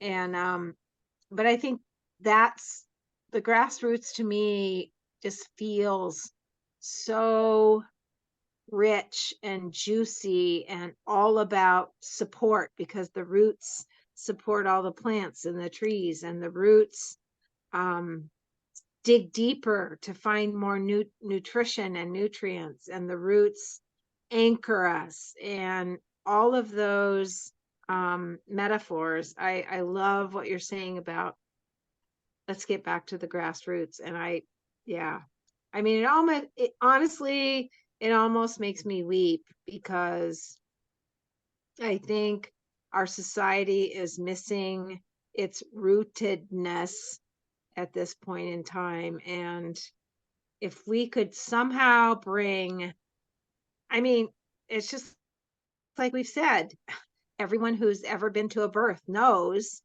you got one shot at it. There's no repeats. Let's make this the most beautiful thing we can make it. You know, that's what we're about. Let's do grassroots. Let's do however it looks to be the most supportive for the most people, the most win-win situation. Yeah, I am so And down it's for so that. reminiscent of early manna. It is, exactly. Yeah. Oh my God. Yeah. Yeah, it's so reminiscent of, you know, being a young midwife and We being were on the on party line fire. calls. And yeah, We were on for fire sure. about that. Oh my Yeah. gosh, we were crazy silly about it. Yeah. Mhm. And Yeah. everybody was so happy to share what they could, what their skills were. And I remember sitting in on calls where it was like, okay, so we're gonna go drive over here to Illinois, and Yvonne Cryans is gonna put on a class, and Right. we would all caravan, you know, Yes, and ma'am. we would go, yeah, and I mean, and we did it long before the internet. Like, I don't even know how my preceptor heard of half of this crap, but she would just sign us up for whatever. And Right. she would say, okay, everybody's got this weekend off. We're going to go to this husband, wife, childbirth international gig, and we're going to go talk with people in Colorado, and we're going to go eat off wood plates and whatever, you know. And that was so reminiscent of what I imagine, like the women that founded Manna, like those were my midwifery moms, and that's how we viewed them. Yes. You know, and that was like, they were just happy to share. They were happy to say, I know how to suture. I know how to do twins. I've got experience with twins. You want your students to learn twins? Send them up my way, and we would be passed around, um, and we would just get together and have like little firesides where somebody would talk, and it would be in somebody's basement, and And it there was were a no, joy and a pleasure to do that. It was like, yeah, this is so exciting. We're getting together. We're sharing. yeah, there was no CEUs or, There was no you know, competition. There yeah, was no one-upsmanship. It was just this beautiful. I just want to get back to that, guys. Oh my gosh. Yeah. yeah. I'm a So solid fan. I'm here for it. at the beginning of this call, we talked a bit about pitfalls. And what is coming out now is making me think of another pitfall discussion in one of the April calls, as far as where, when, how manna deviated from its original path or identity. And we don't have to go into all of that right here, right now, but I would just maybe ask us, nudge a little bit to say, if we're talking about something that mirrors that original beginning, how can we bring the good out of that, but also be conscious and intentional to avoid whatever the error was that got off track from that beginning? And I'm going to answer my own question and say it starts with the circles. Well, I mean, I think that we're doing it. And You yeah, know, we're and telling the doing it. truth. These calls, we're doing it, and we're acknowledging the fallout. I think that that's probably the biggest thing for me, is to be, like, to be in a position to say like, hey, it kind of went south, and we'd like to avoid that if we can. You have to admit that it went south before you can change anything about it. You know, if you ask people that are on the MANA board right now, they don't admit any fallout, any wrongdoing. You know, they're just like, oh, well, it got too big and now we're not going to do it. But I think that in answer to your question, like, we're doing it. Like, this is it. This is it. Getting together, putting yourself out there, building Zooms. I mean, there's at least probably 6, 7 states here and another country. You know what I mean? So that kind of just getting the word out. I'm planning on making some of these calls prerequisites for my students. That'll be great. We would Yeah. love to have them. You know what I mean? To be like, hey, you guys are the future of this. One of these days, I'm going to hang it up and just enjoy my husband. And, you know, it would be really good for them to, you know, have a little bit of hand in being part of that. So, I mean, that's what we're, you know what I mean? Like, that's what we're looking for. I always tell them that I'll do the first call, and see if that's something that as a team we can get behind. And then it's going to be something where that's part of their education, like the party lines of my education. So, I mean, I think that, but I think that in answer to your question, I think that you're doing it like this. This is it. Well, okay, that's great to hear.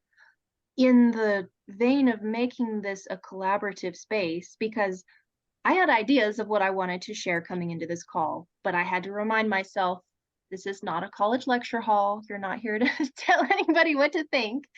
So I really wanted to pull back and let those who were invited into the space speak, and y'all have carried the conversation very well.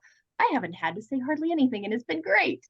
But in that vein of collaborating, inviting the people who are the wallflowers and working across differences, as the host, I have to think about this for future meetings. because these are open calls. I put the event out there on Facebook. Anyone can sign in. If we have a larger group in a future call, and unlike this call where everyone is on the same page about traditional midwifery, we have folks joining the group who are on a different page, and there's tension and there's conflict. What are your thoughts as those who are in the group now about handling that and navigating differences and holding true to what I feel like is the emerging core of where this is headed? Like, y'all are a core. You showed up, you brought something today, you contributed, and this is what we're going to take and work with. But in order to not to become the clique that we discussed at the beginning, not to push others to the side, how do we navigate this? How do we invite people in and still hold true to our core and our center? Or can we? Do we have to just do our own thing and be our own thing? I mean, we're going to have to, I think. I think we're going to have to.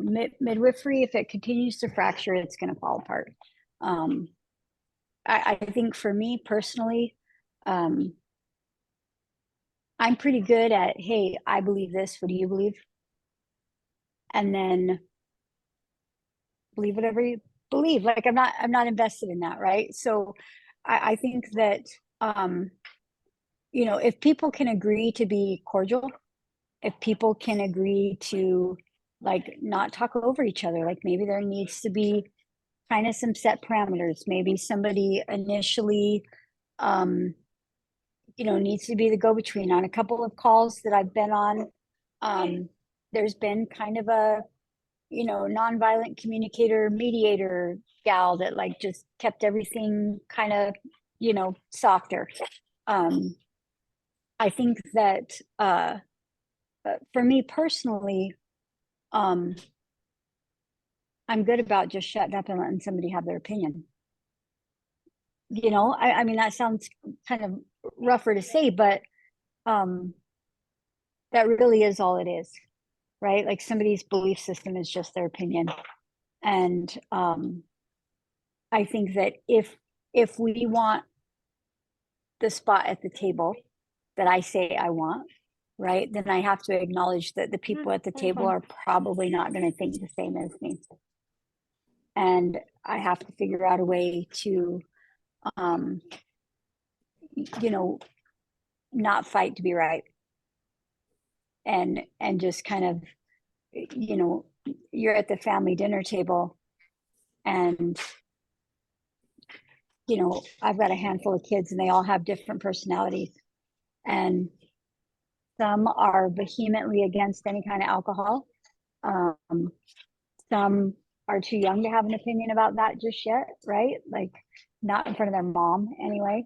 And then like my husband and I both will have a cocktail or whatever, right? But if we're at the child's house that has no desire to have that in their home, then everybody's responsible and respectful, and none of us bring that into her house. Whereas she also knows if she comes to my house and she's having dinner, the likelihood that her dad and mom are going to have a cocktail while we're all visiting, that's a thing. And there's no nastiness about that. It's kind of owning what's yours to own.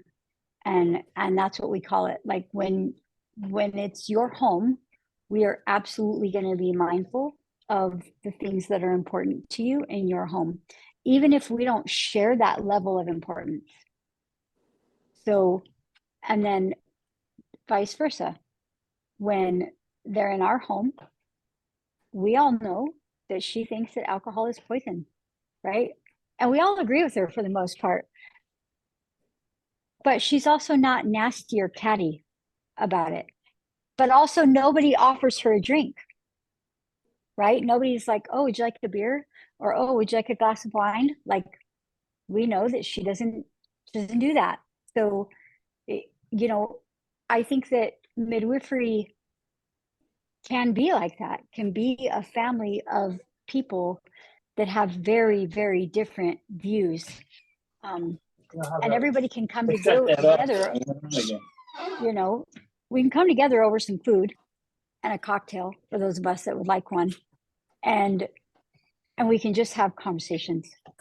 You know, if everyone in my house believed the same, I would feel like I had failed as a parent. You know, my children have core values that are very, very similar in how they were raised. But how they've chosen to enact those things in their own individual families is very, very different. And that's good. That's the way it should be. You know what I mean? I don't need cookie cutter kids. And so I think that midwifery also needs to kind of be modeled after the family the way that it used to be. You know, they used to actually be called granny midwives. Yes. Right? Like it was there was a familial understanding there, you know, and I think that we can all come to the table like a family with some different views, and we can be decent is my hope, you know. And certainly if the handful of kids that I pushed out or bought or what have you, and you know, my son-in-law and my daughter-in-law, if they can all figure out how to do that, I feel like the rest of us should, you know, at least make an effort. But that's kind of it. It used to be more familial, and the grannies didn't always get along, but everybody respected the granny when she came to the table. And I think that that's the way it used to be in midwifery. There were a lot of midwives that I thought, I never want to practice like that, or I don't believe in that. I'm the only midwife I know that doesn't love Ina May, right? Like I'm the only one that's like, she's not very nice, you know. But like, I acknowledge that she was a trailblazer, and that most people, you know, love that. They love the pedestal that they've put her on, you know. Hygeia Half Moon, I knew her in person back in the day when she had a much different sounding name, you know. Like those things were, we could all sit together and it didn't matter, right? I could go over to Janine's house in Utah and sit with a bunch of hippy dippy herbalists, and nobody cared that my husband was in the Marine Corps and that I like Jesus. You know what I mean? Like nobody cared. It wasn't a prerequisite for any of that. And now it seems to be like the litmus test for that. You know, like how much of this are you, or how much of that are you? But I think that if we promoted the meeting as more familial, if we promoted it that, look, we're looking forward to this banter of ideas, and can we find a way to do that where somebody feels your love of midwifery? Like my kids don't always like each other, but when they come to the table to support each other, there's a generally accepted form of love there, you know. And I think that we have a common love of midwifery, and I think maybe if it's pitched that way, that hey, how can we promote this common goal? How can we be the conservative family member and the liberal family member that are sitting at the table and enjoying supper, right? Like that happens in my house. So I feel like if my little disgruntled family can do it and get away with it, then certainly educated women can come together and be decent with one another, and get back to the idea of the family midwife and how familial it was. Now, if you say, oh, well, they were a granny midwife, it's almost like a nasty term now, you know? So, I mean, I think that, I think if we can get back to that, then we have a chance. Otherwise, then we build a coalition of more traditionally leaning midwives, because there's nothing like that out there. Like maybe they're not going to want to come to the table, and we end up just doing something, for more familial, traditional midwifery. Maybe we build just on that. I actually like that better, Jade. I really do, what you just said, because, as you said earlier, you can't please everybody. You don't want to please everybody. And now that we have the system is going to be with us for quite a while, and the system has no problem replicating itself. The midwives who are in the system have not protection, but there's a level of There's some protection. It's legitimacy. Well, yeah, well, there's another word I was trying to think of, like something that'll keep them alive or keep them going. Like the way they do midwifery it's got a bubble for it. It's sustainable in the wheel. Yes. There's nobody out there protecting us. We have to step up for ourselves. And if they see what we're doing and they like it and they want to come join, then they will. So yeah, that's actually my takeaway from what you said. I love what you said about being the family that can hold the different perspectives and treat each other with decency and dignity. But as far as the driving values of the organization and where the conversations are going and the perspectives that we're encouraging in the conversations, let's focus on who we already are and what is already here at the table in front of us, and build that and grow that and refine it. Make it stronger. Flow for us, by us. And I'm game for that too. I think that's what's missing, I think, is the voice of the traditional midwife. And I think that, I think collectively, there's a whole big world out there that are looking for what we offer as a collective. People are seeking Joyelle out because they don't want what's in the facility, and they either don't have access or they don't want, whatever it is. It places a heavy burden, I think, on the Joyelles of the world and the parents, right? Like it's one thing to kind of, like I always joke that nobody comes to free birth because they're healthy, right? It's always like, that's not happening to me again, so I'm gonna avoid that. Now it's a little bit more popular. You might know somebody that's done it, or now with the internet, there's a whole lot more out there. Back when I was doing it, we were in Yahoo groups. I mean, just blogging back and forth to each other, I think that, if we build a voice just for traditional midwifery and it stays within a small little bubble, I don't know that there's any harm in that. Yeah, I think that, and it certainly hasn't been done yet as far as a collective database with some structure. And that's what makes it so exciting, so enticing. This really is something I new. agree.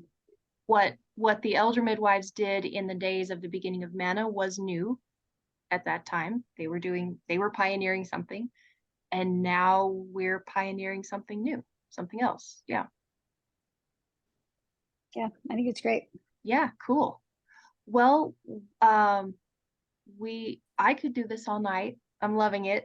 But we had 2-ish hours reserved on the Zoom account. I want to acknowledge Lori Barkledge and Ancient Art Midwifery Institute, who let us use her Zoom infrastructure to facilitate this call.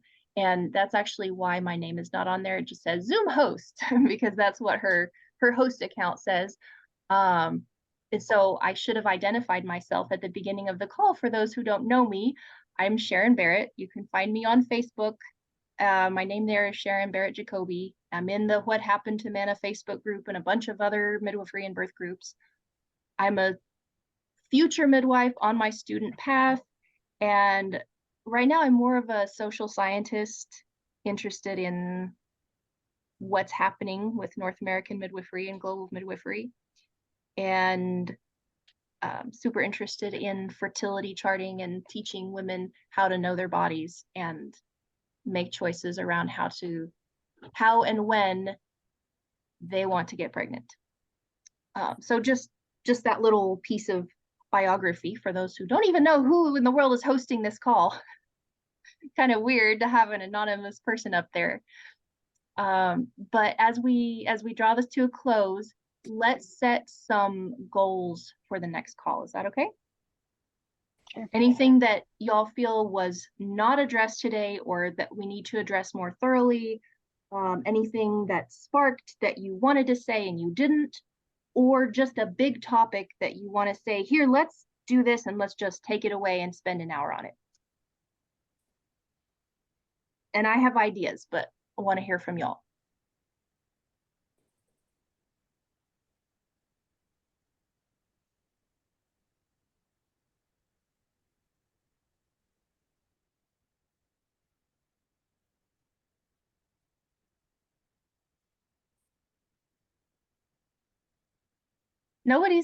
Nobody's talking, so I'll go ahead.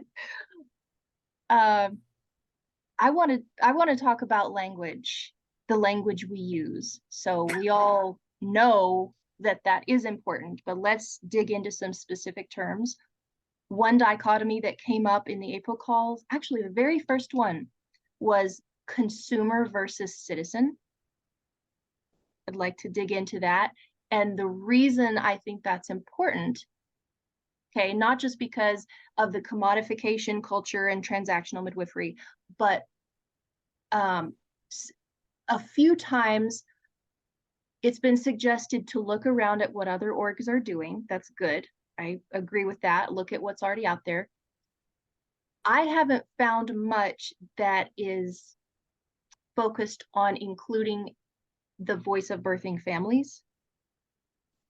I haven't searched very deeply, but so far, all I have found is the group Citizens for Midwifery. And that's the only one that was suggested when I asked. So there must not be much else out there.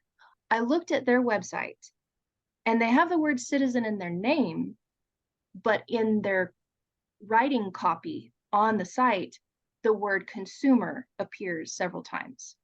And this is not to bash on that group. I don't know them. I'm not here with any agenda against them. I'm looking at that more as a comparison so we can think, is this language that we're comfortable with? Why or why not? I have a feeling we'll all say no. But then why do we choose the language that we want to choose? What does it mean? What are we saying by it?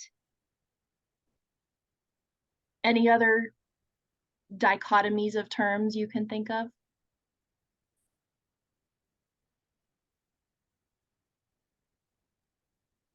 I think that's going to be such a fluid thing. The language that we used, in the 90s and early 2000s, I would be raked over the coals for today. So I'm just sitting back and kind of watching where it's going and trying to make those course corrections where I need to, But I mean, I think that, I think that it's kind of an evolutionary thing, the way that we speak and the way that we listen is, like I said, the things that I would have talked about in the 90s, I would be, so I think that I'm just going to see where it goes. Okay. And yeah, and I'm not invested in much of that, maybe as much as I probably should be. I think it's a young girl's game. And I think that, you know, I'm seeing a lot of parallels in just emerging from like where I grew up. I grew up in a situation that was pretty unique in its socioeconomics. And so there's always just I might think something in my head and then I'll pause because I'll be like, how's that going to be received? You know? But I think that it's good to kind of be open to the changing tide. You know, I mean, that's really what it boils down to me, is that just trying to be open to the changing tide, and not getting so hung up on, you know, this is the way it's always been, so this is the way it should be, or this is how it was back in my day, or, you know, whatever. I think the facts are is that there's a future of inclusivity that, good, bad, or otherwise, is here, you know, and how can we support people, and help people to feel like they've got some intrinsic value. And I think that that's kind of where we talk about language and we talk about inclusivity and we talk about things like that. I think it just comes down, for me personally, as if someone's takeaway is that they don't have intrinsic value, then I'm the actual one that I've failed the conversation, no matter how much kind of good language I've used. Yes. You know, and you know, and I think for those of us that are a little bit older, like, you know, if you young girls can be a little bit patient with us as we kind of, you know, make those course corrections. But I've been in situations where I thought, wow, that sounds like it smells real pretty, but it doesn't feel that way. And so I think that for me personally, you know, that kind of modeled intent is more important to me than what you call it at this point in my life. But I'm willing to, you know, learn and be proved wrong, or grow, or stay stagnant. Like, you know, but I think that what's important is people's takeaway. You know, I could say whatever I want, but if you as a young student midwife, or, you know, joyful, that's really radically supporting families, like, if your takeaway is that you don't have any value to me, then it doesn't matter how nice my words were. So, I mean, and like I said, maybe I'll talk to me in a year. Maybe I'll feel differently about that, you know. But That's yeah, really I don't interesting. know. That's not what I thought you would say. So thank you for No? sharing. Yeah, No, you're welcome. I thought you Yeah, would pick up what'd you on the think? commodification aspect and be like, oh yeah, that's why the language of consumer for birthing families is not what we want, Well, because it and makes us into the product.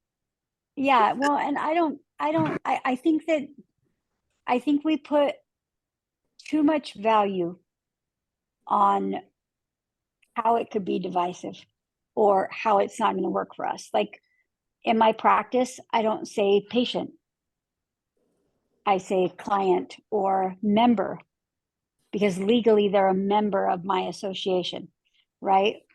Or a lot of times I don't even say that. I say their damn first name, because that's, you know what I mean? I don't say, oh, I'm going to my client's house. I'm like, well, I'm going to Susie's, or I'm, you know, or, oh, hey, sometimes it's geographical area. Hey, I'm going to Williston. Hey, I'm going to Dickinson. Hey, I'm going across the border. Or, hey, I'm going over here. And my students know where we're going based upon where those people live. You know, I think that we are falling all over ourselves to a large degree, to change our language. don't know that the birther gives a shit, honestly, what we call them, you know, and maybe they do.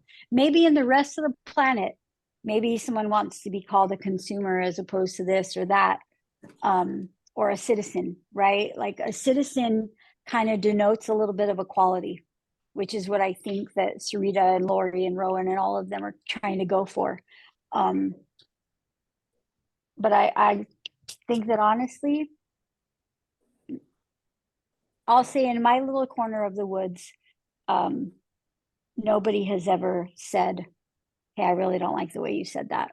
Or I really don't like, you know, I have a form that says patient. And I had a gal ask me about it one time. I was sending her my documents and she said, why does this say patient? And I said, because it's a release of information. And I'm sending it to your medical provider. And that's the generally recognized language that they use for who you are to them. If I show up somewhere and say that you have rushes in your yoni, Northeastern Montana is going to laugh me out of the hospital. They're not going to take us seriously. But if I say that your UCs are coming Q2 to 3 and they're lasting 45 to 60 seconds, and their intensity is this, and I've monitored you and I'm using all the language that they understand, you are going to be better received. It's a game that we have to play over here. You know, there's none of that. So, I mean, and who knows, talk to me in a year and maybe I'll say, yeah, citizen sounds nice, you know, or I've gotten some feedback. People really like it. That's what they want to be called. But really, and I don't know how it is in your other necks of the woods. But I think sometimes we try too hard to be different. And I have yet to meet a single birthing family in the hundreds of birthing families that gives two squats, what I call them, amongst my peer group. Mhm. Okay, what I'm hearing you say is you adapt language when it's necessary to interface with those outside of midwifery, like the OBs. Yeah, and even those inside midwifery. Mm-hmm. Even those inside midwifery. You're not adapting it to what you think the women and families you serve may want to hear, because you're just being you. Usually I'm asking them, yeah. Okay. I think we're kind of talking about two different things then, because what I had in my mind was more, and maybe I'm getting the cart before the horse with the question even. This may be a question that would be for further down the line in the process of developing like a value statement and this and that for whatever emerges. Because in that sense, I think language is critically important because you're presenting to the outside world who and what you stand for. And that is what language is for. Language identifies that. And I would think that a mission statement is different than the PrAC app. You know, you may have a stated mission statement and a stated goal, but your practical application of that can look very, very different. You know, I serve Native families, American Indian families. The generally recognized term amongst non-natives is indigenous. If you were to call a Native woman out here indigenous, she would correct you and tell you that she doesn't want to be called indigenous, right? Now, when I'm in other midwifery circles, they don't know what an AI is. Up here, everyone does. It's an American Indian. We're up close to the Canadian border. You have First Nations and you have American Indians. But when I'm down in Utah, I say I serve Native or indigenous communities because that is the generally recognized language so that people can know what I'm talking about. But in the communities up here, or Plains Indians, that that's not a really acceptable term. And they will verbally ask you to not call them that. And that's unique, I think, to most Native communities. Most Native communities, especially those in the South, you know, they're on the I Am Indigenous campaigns, you know, but that's not what it is here. So you got to know your audience a little bit. If I know that my audience doesn't know what AIM is, or AIs, or First Nations, or, you know, whatever, I'm going to use the generally recognized term of Indigenous, right? If I'm in Southern California and, you know, they're talking about trans birthing, or, you know, whatever the case may be in the bigger sphere of birthing families, I'm going to acknowledge that probably somebody doesn't want to be called a girl, or whatever, what have you, you know. It's not a personal affront to me. So I think that in having a mission statement, I think that those terms, if we say, let's say we use the term citizen as opposed to consumer, right? Let's say that those two phrases, we're going to have to in some way delineate what is a citizen. Because if I read a statement about birth and I wasn't in on the call where they kind of were talking about the differences between how they saw citizen and how they saw consumer, right? If I wasn't sitting in on that call, I would have no context. Why are they calling birthing families citizens? Right? I would have no context for that. So I wouldn't know what in the world they were talking about. I could look it up if I was so inclined, or I could go, you know, do whatever. But I think that if we're going to use language, it has to be generally recognized. It's like patient. Most people generally recognize the term as patient. If you're talking about your patient, they can make some leaps to what you're talking about, right? Or if you're talking about your client, oh, a member in my association. Oh, what do you do? Like, you know what I mean? Those things are universally understood, whether they're accurate or not. So I wonder where it's going to go if that kind of language is adopted as kind of the universal thing. Are people going to just start calling each other citizens, you know, or, you know what I mean? Like, I don't know. Yeah. Yeah, no, that's a really good point. Again, maybe talk to me in a year, but Yeah. I'm going to tell you, if I went to some podunk North Dakota town and I started addressing them as, well, you guys are birthing citizens, they'd be like, what? they're going to be like, what did you just call me? Do you drink beer? You know what I mean? Like there's not, I think that those definitions of those terms are going to have to be made clear in the vocabularies. We're changing the vocabulary of generally understood birth. Yeah, and not that that's good, bad, or indifferent, but like I said, but I wouldn't call,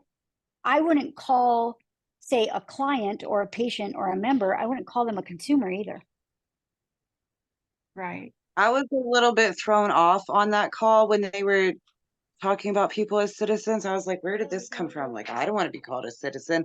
And maybe there's some purpose behind it, like citizens' rights or something. I don't know. But the consumer thing to me, when I heard you guys saying that, because I'm like a legal nerd and I have all kinds of law books. And to me, I'm like, there are consumer protection laws. So that to me is like, give families a choice to choose whatever provider they want.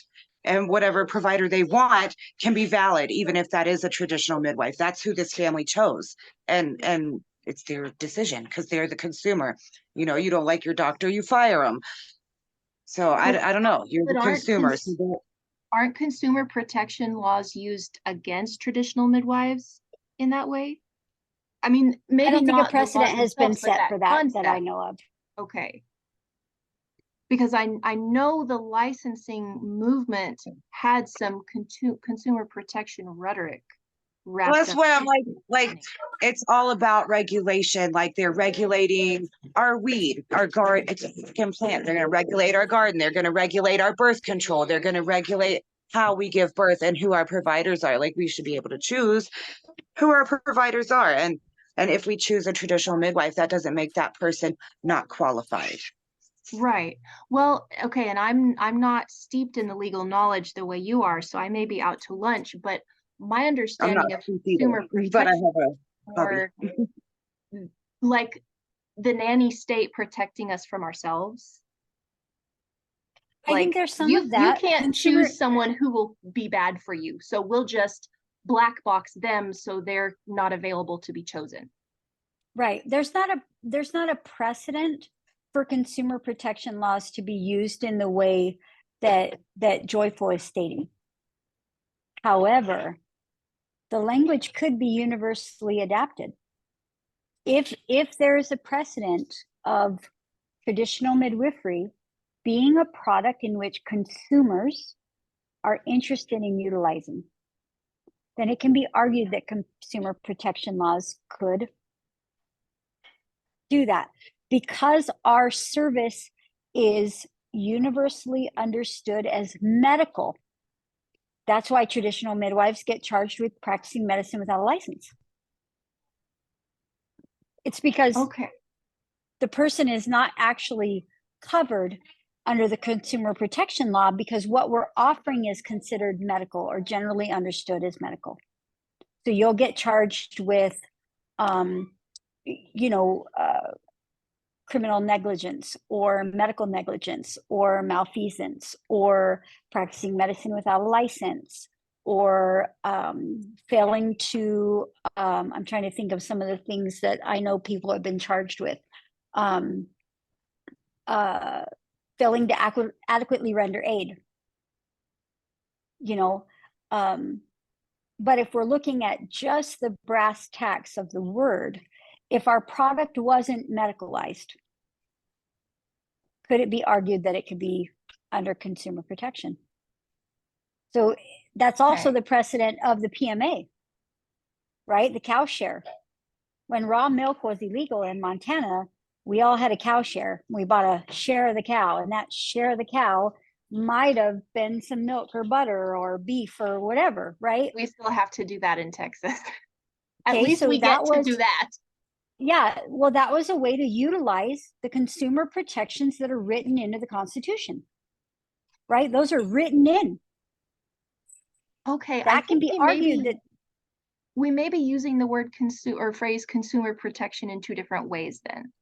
Because when I hear that phrase, I'm thinking of like the FDA coming in and in the early 1900s. That's one arm. If you're selling a product, it has to follow certain rules. That's not giving consumers freedom of choice. That's limiting their choices, saying some products can't be on the market. Yes, because that's how the precedent was argued. But the way that the language is written is that it can be argued in the other direction. The precedent just hasn't been set that way yet. But it has in the form of cow shares in the state of Montana. So I have a question. Yep. Do traditional midwives ever carry insurance? Like a doctor would have to carry insurance, or anybody else, like car insurance, So I carry some protection through AFLAC, but it is not malpractice insurance. It only protects me in the event that something happens. So because malpractice insurance requires certain standards of licensure. Okay, you have to have an MD, and as part of that MD or part of that CPM, the states may regulate and make you get malpractice insurance. And you have to purchase a rider for however much their monetary amount is that's set by that state. Right. So I have two protections in place. I have protection through AFLAC that protects me, pays my bills if I'm ever out of work for any reason. Almost like a disability insurance, but it covers for anything I pick it for. And then I also have a independent insurance writer that has cash value. So if I ever need legal help or, you know, whatever, I can pull against this cash value and I can use it for whatever I want, which is different than a lot of other life insurance things. You can only use them when you die, right? So my life insurance has actual cash value and can be used. I can draw against that while I'm alive. So I got that particular policy for midwifery. Now, if one of my kids wants to go to college, or if I want to buy a boat, or I want to pull out some money and buy a house, I can do that. And then instead of paying back a loan, right, I'm paying myself back. I'm paying my insurance back. So that money goes right back into my insurance pot. Most people are, they're licensed.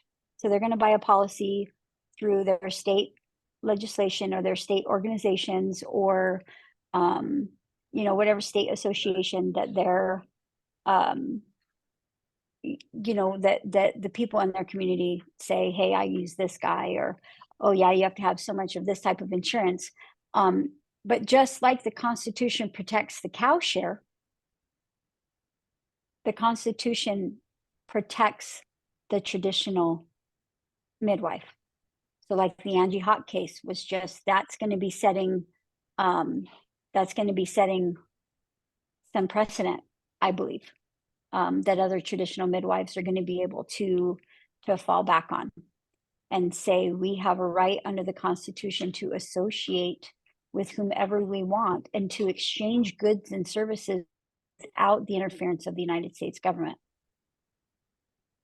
So, and my husband's a cop. So it's kind of a weird, which is why I don't want to be called a citizen, because up here they're sovereign citizens that make their own license plates and are generally not looked upon favorably.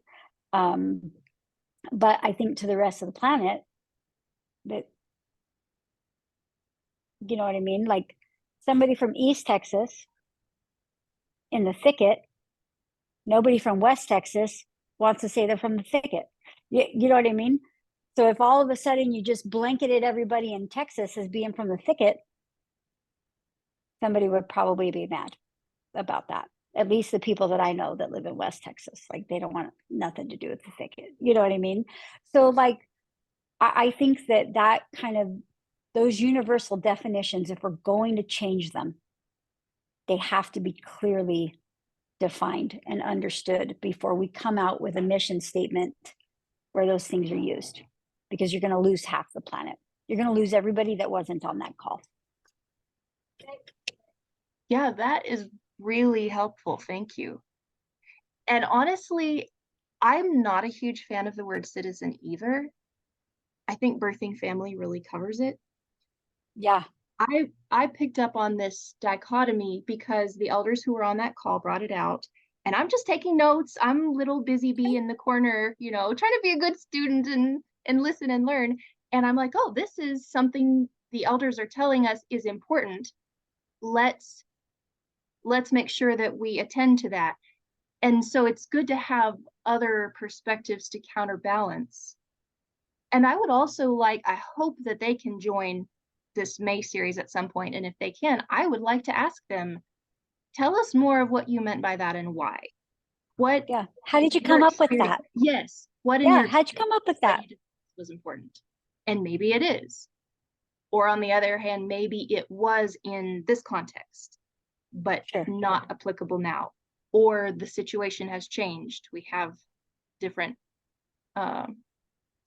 priorities, different dynamics going on, even politically. Well, and we can talk about how the political language has changed even in the last 5 years, right? Maybe they're anticipating birth language, birth dialogue changing. I don't know, right? if everybody decides that, citizen's going to be it, then when I'm in those circles where it's appropriate, I'm going to use the term, right? In my little neck of the woods, nobody's going to use that term, and I'm going to acknowledge that. But I think that it's easy to make those adjustments in real time for the situations that you find yourself in. I don't think it has to always be a fight, and I think that it's really easy for me when I go back home to assimilate that in the language of how I grew up, which is very different than how I speak now. But when I go home, I'm very much immersed into that culture, and I can pick right up where I left off. But I don't speak that way outside of those circles, because it wouldn't be accepted and it wouldn't be understood. So I think a lot of times there's a lot of pushback about that they want, communities want language to look only like this. And I think they don't realize that there's never going to be a universally applicable term to things. And maybe that's okay. But if you're in a situation, if I'm in a situation with a Lustadian Lutheran, for example, I'm very mindful of, like, don't be crass. Don't look at the husband, because there's some cultural things there. Like, I'm very mindful about those things, even if the minute I leave that house, my demeanor and my language can be more like what I'm used to or who I am. I can be respectful in somebody else's house of the things that are important to them. I don't have to just push off because that's just the way I am. Or I also don't see it as not being myself. I don't see it that way. I see it as knowing your audience and knowing that I have some people. There are some people, for example, that I fully keep my tattoos covered. I have some, we just did a birth where my hair was covered and I was in a skirt, because that was the cultural consideration for the family I was serving. I don't think that that's a problem. And I think to show up in pants because I wear pants and I want everybody to just accept that I wear pants is silly. It's silly. So I threw on a skirt and I covered up my hair and I put on some big dangly earrings because that's what they wear. And I sat in ceremony and I caught a baby. And that, and when I go to visit that family, if we're doing ceremonial things, and I know that that's the nature of the visit, then I dress accordingly. Even if I come in and change inside their house, it's like taking off your shoes before you go in somebody's house. Some people don't have that rule. But if that's the rule, if I walk into your house, Sharon, and I see your shoes are on the floor and not on your feet, I'm gonna slip my shoes off. I think that, I think that it doesn't have to be so hard. We make it much harder. If everybody chooses to use the term citizen, and that's, what some of the more elder midwives are wanting to do, and that's the direction that they want to take it, I don't care. You know what I mean? When I'm in those situations where I'm within those circle of people that have that understanding, I'm going to use that language. And then when I'm having a beer with the midwives up here, we're probably going to laugh about it. You know what I mean? And be like, how are you, whatever. So, so I think that it's okay to kind of render under Caesar what is Caesar's, for lack of a better term.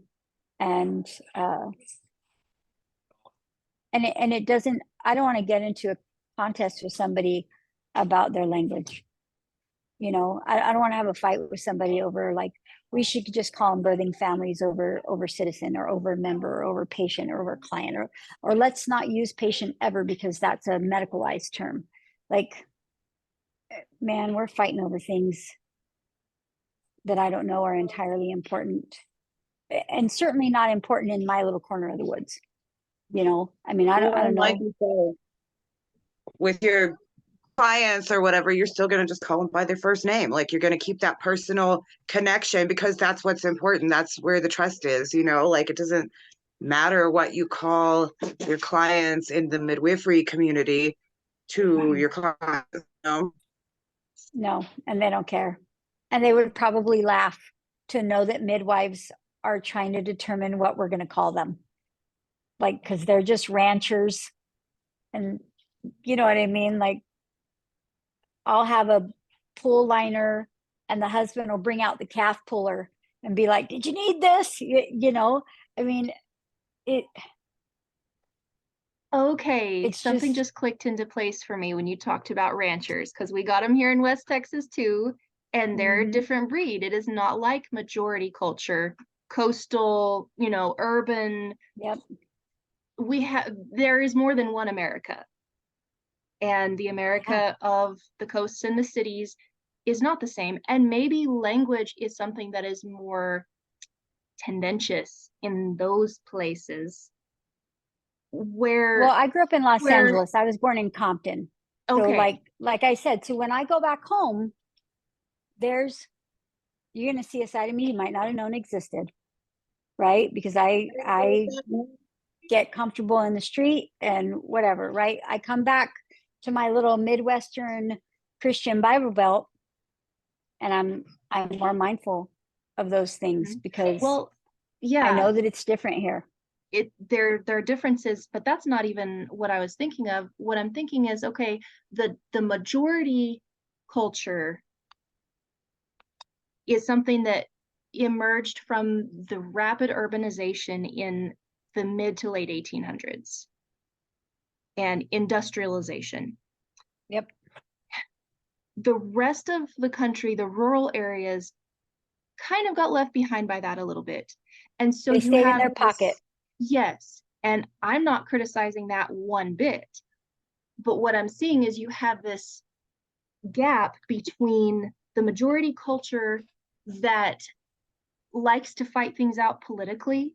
And so terms like consumer and citizen and even community, which you used a minute ago, which is now a political term, these things are very meaningful to them because it's all about advocating for what's right and the way things should be done.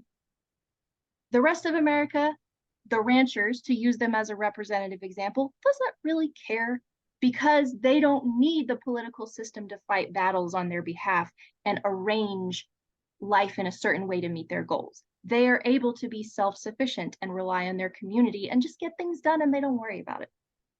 Right. And to live with both feet in both sides of the house. I come home to Montana and North Dakota. It is a completely, even so much as to what I wear.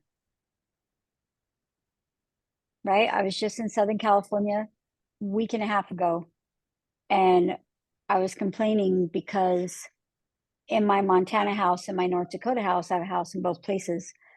I don't have any summer stuff out yet. It's still 20 degrees here and rainy, and I'm wearing boots. But I went to Southern California in winter boots, and I was miserable. And my kids were laughing at me because they were like, Mom, just go get a pair of flip-flops or something, And I thought, man, I'm old. I don't wear cheap Old Navy flip-flops anymore. You know what I mean? I'm not buying a $3 pair of flip-flops, and I don't want to buy another pair of Birkenstocks or another pair of Summer Danners because I got a whole bucket full that say summer on it with my name on it. You know what I mean? So even something just as simple as going to another part of the nation, I couldn't bring what I'm comfortable with here. Like, I brought a coat and we went to Vegas, and my girlfriend, we go to this annual car show every year, this rockabilly car show. And she's like, well, that was a waste of space in your backpack. And I was like, yeah, for right now. But as soon as I get back home to North Dakota, it's snowing there. I'm going to need a coat. You know, I think that if I were to go to Vegas and wear my down jacket, I'm going to get looked at like fruitcake and no one is going to take me seriously. And so, to use the rancher analogy, if I was to tell a ranching woman that people in California and Boston are calling her a citizen, she would just say, you guys have way too much time on your hands. You know, because that's, they don't care about those things. You know, if I go somewhere and people are like, where are you from? And I'm like, you don't want to know. You don't want to know. I live in that state you all wish would just fall off the planet. And they're like, you're from California? And I'm like, yeah, I'm from California, you know? And so like, I think that the pushback, like we talked about, or this, you know, push to kind of change the paradigm. I'll get with it if that's where it's going. But there's no practical application for me where I live. And I acknowledge that and I understand that, and it's fine. But if I go to my girlfriend's house in Boston or my other girlfriend in Florida, and they're having a midwifery conference, and that's the generally accepted language, I'm going to use it so that people there know what I'm talking about. I'm not going to dig my heels in and be like, well, the mom instead of the birther, or, you know, whatever the accepted term is now, right? But in the same sentence, if I called a person giving birth in North Dakota anything other than a woman, I'm not going to get hired again. And they're going to tell everybody in their circle that I'm some West Coasty whatever, and they need to watch out, protect themselves from, you know, the big bad Californian over here. So you have to kind of know your audience, which is why I think for me, the language isn't going to be, it's not going to be the deciding factor for me, you know, and people can argue that that's privilege or whatever. But I think that for me, it's more of a practical application in the communities that I serve. That's not the generally recognized term. Like up here, you would not say, I bought a cow. Because you in fact did not. You bought a steer. Like, you know what I mean? Like, and my daughter's like, I don't have time for that, you know, but like, if I go to California and I'm like, oh man, yeah, we just bought a cow to put in the freezer. Everybody there realizes that I'm talking about, I bought a side of beef. And to say you bought a steer to a Californian would seem overly pretentious. Like, why are you being so specific? It's just a cow, it's just meat. Yeah. But they don't know that it's actually not a cow. It's cattle. Right. But if you go, I imagine West Texas ranchers, Montana ranchers, if you go and you're like, I bought a cow, they're like, why in the hell would you do that? Was she open? Like, what was wrong with her? You know what I mean? Like, nobody, why didn't you breed her? What the hell's wrong with you? You know what I mean? But again, if I go to California and say, oh yeah, we bought a cow, we just put a cow in the freezer. They understand that I'm talking about beef. But somebody that works with beef is going to think I don't know what I'm talking about. Right? I think that the flip can be used in, you know, trying to set a new determination for language. And I think that, you know, understanding what it is, understanding what the context of that is, you know, birthing person, for example, if I'm in a situation where I know that that's the generally recognized term, I use it. I don't care. It doesn't harm anybody. It doesn't hurt me, you know. But I also know that if I go to a Eastern Orthodox Catholic family and I called his wife that, he would probably be like, what are you talking about? You know, and not necessarily with offense. I think he would be thoroughly confused because they don't talk like that. You know, it's not language that they use. I go into some homes and my hair is to my waist. I don't wear it down because I know that culturally women tie up their hair or they cover it all together. As my daughter's got her head covering on. But like, so, you know, So there's cultural humility and adapting to your setting. And there's also, I think this brings us back to the earlier point of giving midwives the space to coalesce with those who they feel are like-minded, because right. not everyone's going to agree, and we just need space, you know. Well, and there are some midwives that would say, if you wear pants, wear pants. You don't have to change who you are or change anything about you to go serve those families. And to a degree, they're absolutely correct. They're absolutely correct. But I probably would not be hired back. Like a little bit of sugar goes a long way, and it doesn't hurt me to put up my hair, or it doesn't hurt me to put on a dress. You know, it's not going to hurt me when I go home to Southern California to change how I talk about something like that. It's not a matter of, you know, acceptance or, you know, whatever the current understanding is. It's just a matter of, I don't have to fight to be right. I don't have to walk in there and say, well, I didn't agree to cover my hair, so I'm not going to cover my hair. Who gives a crap? Like, why is it about you and what you want anyway? You know, if you go into like certain, like I live on an Indian reservation, and if you are, say, a Rikra, I'm going to go into your house. If I have sandals on, open-toed shoes, I'm going to bring a pair of little booties with me to cover my feet to the ankle, because that's respectful. And they won't say a word to you if you come into their house with open-toed shoes or your feet exposed. They won't say a word, not to your face, but they will to every other person on the res. They don't feel like it's their job to tell you how to be acceptable in their home. They've had enough taken from them. It's not their job to tell you any of that.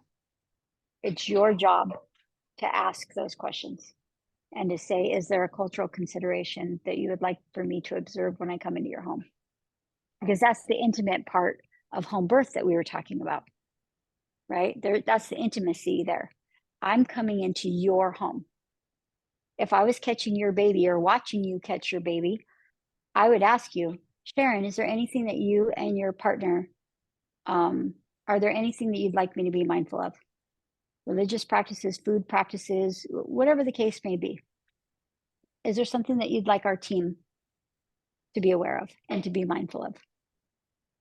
We will change that to serve you because it's your house and you get to make those determinations.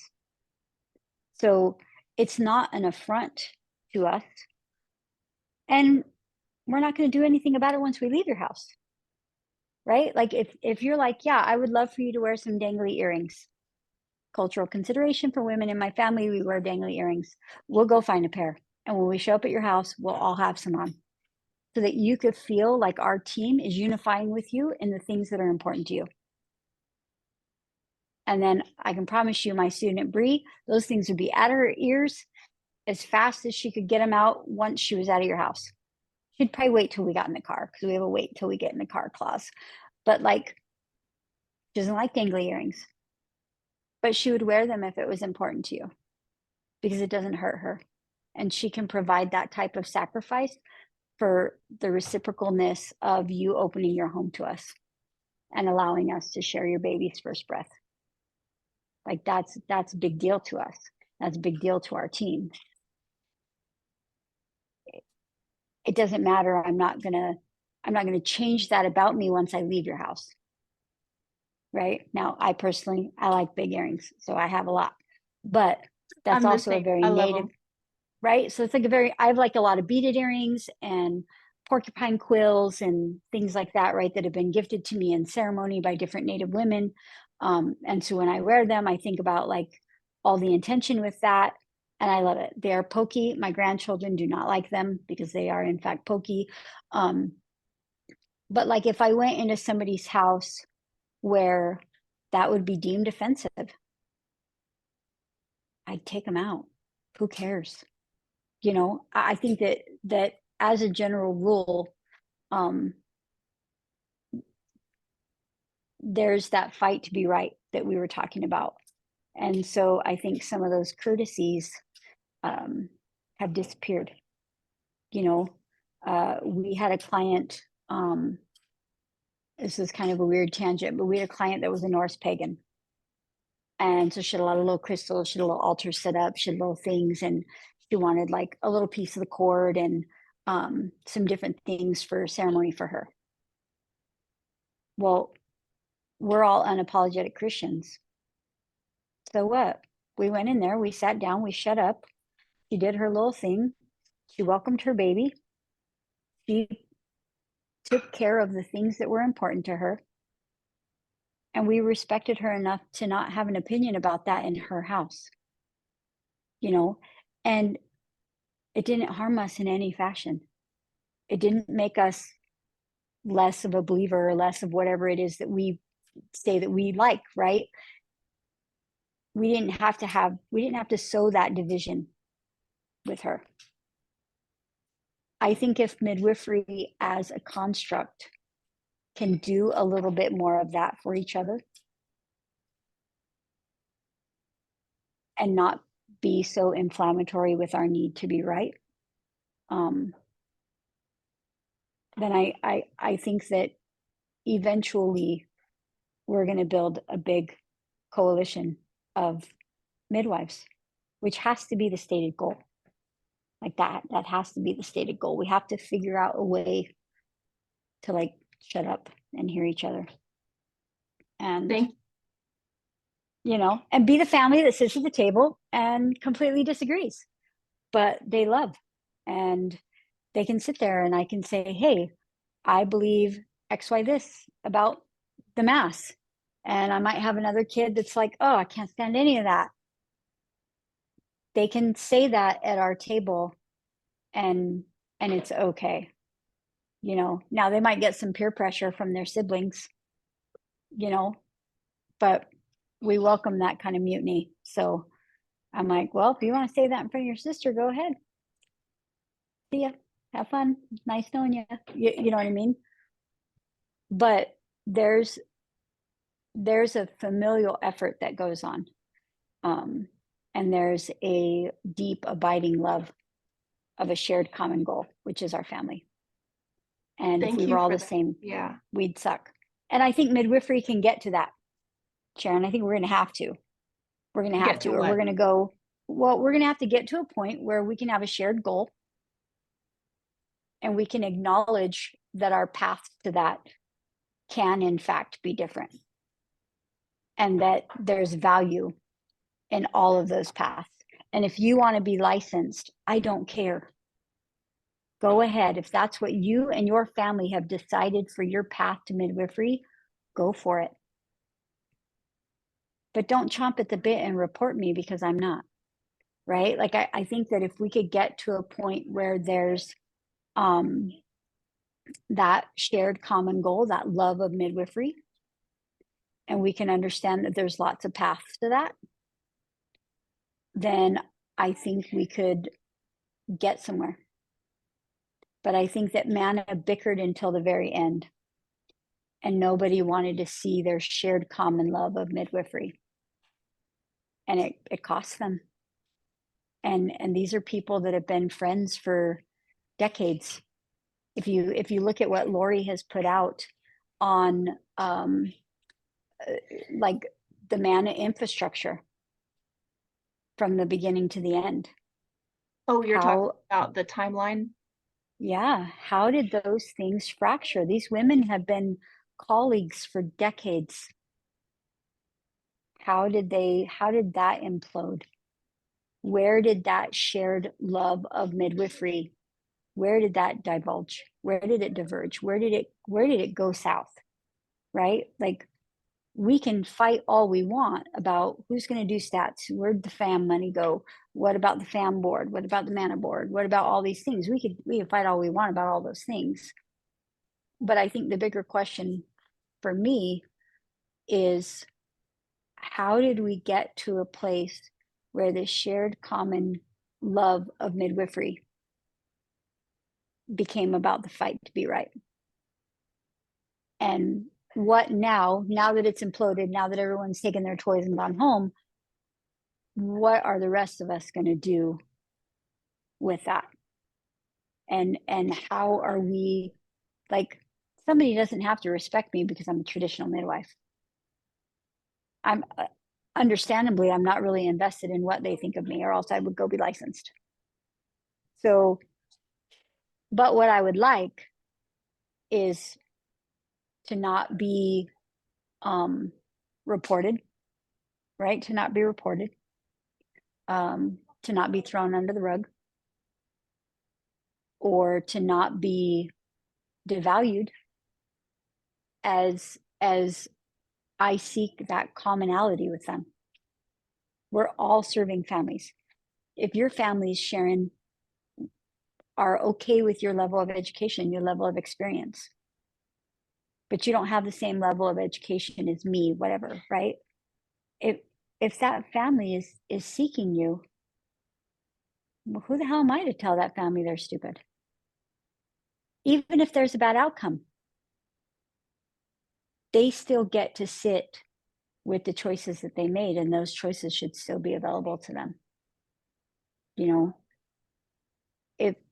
if I have 100 births and then I have a catastrophic transfer, does my catastrophic transfer somehow overrun the 99 births I did before that didn't end in transfer?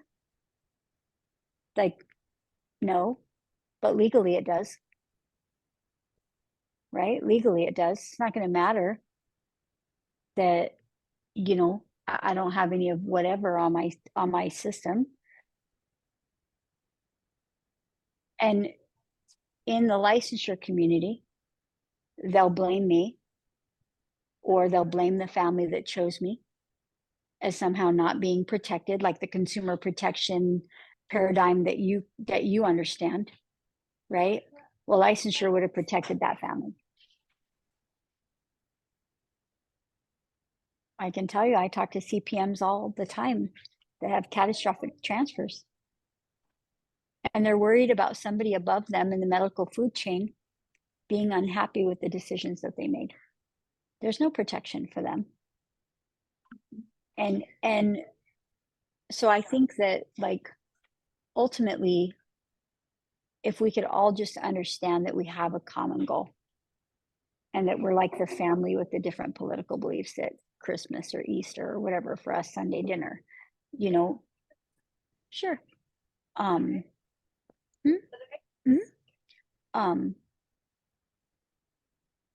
Like, I have a child that covers their hair. I have a daughter-in-law that wears a bikini. They're not the same, right? But nobody cares. Like, in our family, nobody cares. We love each other. We have an overreaching common goal of love for each other, our shared name, our shared experiences. So that can look very different. It doesn't have to be animosity. And I think in midwifery circles now, there's so much animosity that somebody who is trying to see it from both sides. Like I'm not traditional enough for the traditional midwives. Because I'm like, well, like, why are they coming from it from that way? What are they looking for? Why did they seek licensure? But then I certainly don't fit in with the licensure crowd because I think it's crap, right? So, but what there is amongst all of those things is a shared common goal of serving families and welcoming babies. And I think like Barbara was talking about, if we could get back to that kind of grassroots common goal, you know, then maybe 5 years from now, we're going to be joking about these calls. Like, do you remember when we were talking to each other about what were we going to call people? You know what I mean? Like at some point, people that have been in midwifery in my little circle, like I was on those calls. I was just a tiny little student with all these big elder midwives that were freely sharing information and experience with each other. We don't do that anymore because heaven forbid should somebody do something a little bit differently, you know? And I think that licensure has been the culprit in that. But then what do you do? What do you do if you've got young children? Do you go take the traditional midwifery route? You know, do you have an insurance policy that'll pay for your bill?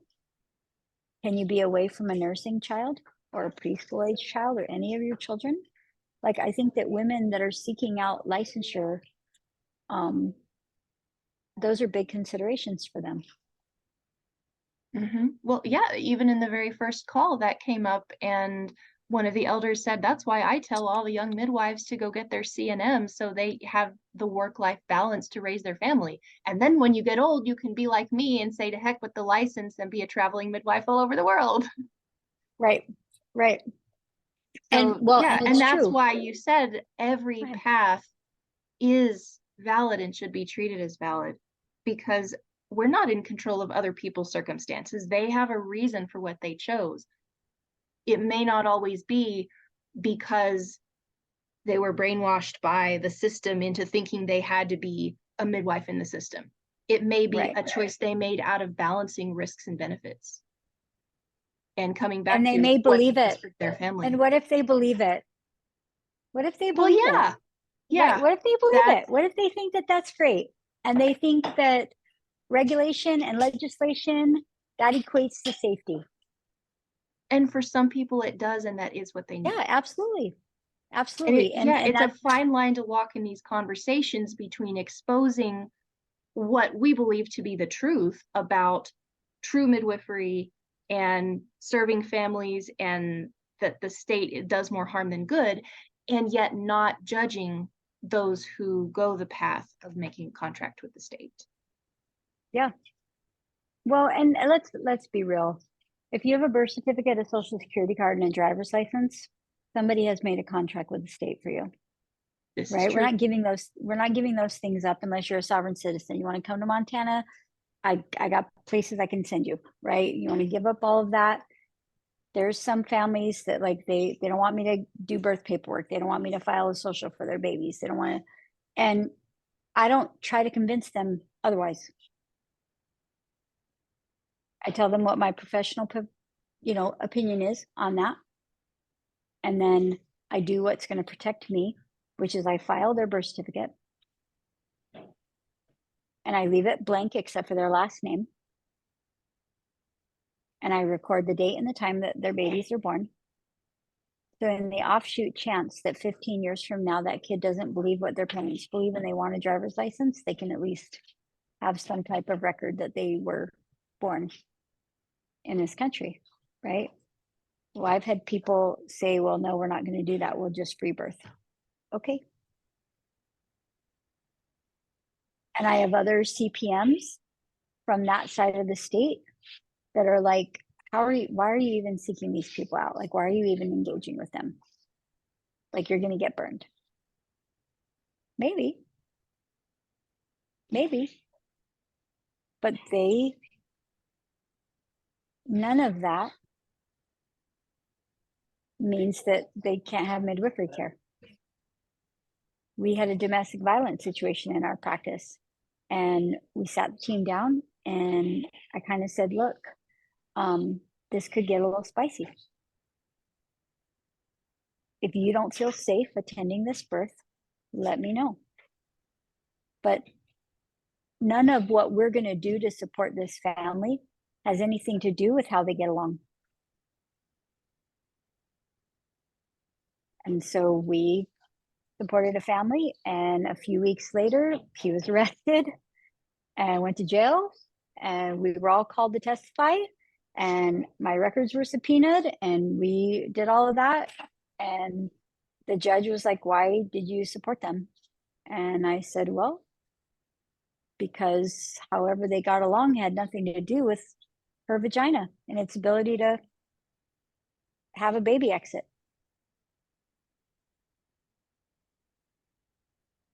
And we felt that we provided as a team a measure of safety to everybody involved in that birth, including the husband. Because it was later found out that the wife was the primary aggressor. We made a lot of assumptions, the courts, other midwives, about supporting that family. Well, the husband was completely exonerated later. Still, none of that had anything to do with her body's ability to have a baby at home. She wasn't going to be any better of a candidate in a facility, and she probably wouldn't have gone. But there were lots of people within the home birthing community that fully 100% disagreed with me. And okay, they didn't hire you. Why do you care? You know? But I think that it illustrates that we can accept people where we are, even people that disagree with us. And I think that my hope in that with regard to midwifery is that I can try to find some common ground, that I can see that these women are just as passionate about birth as I am.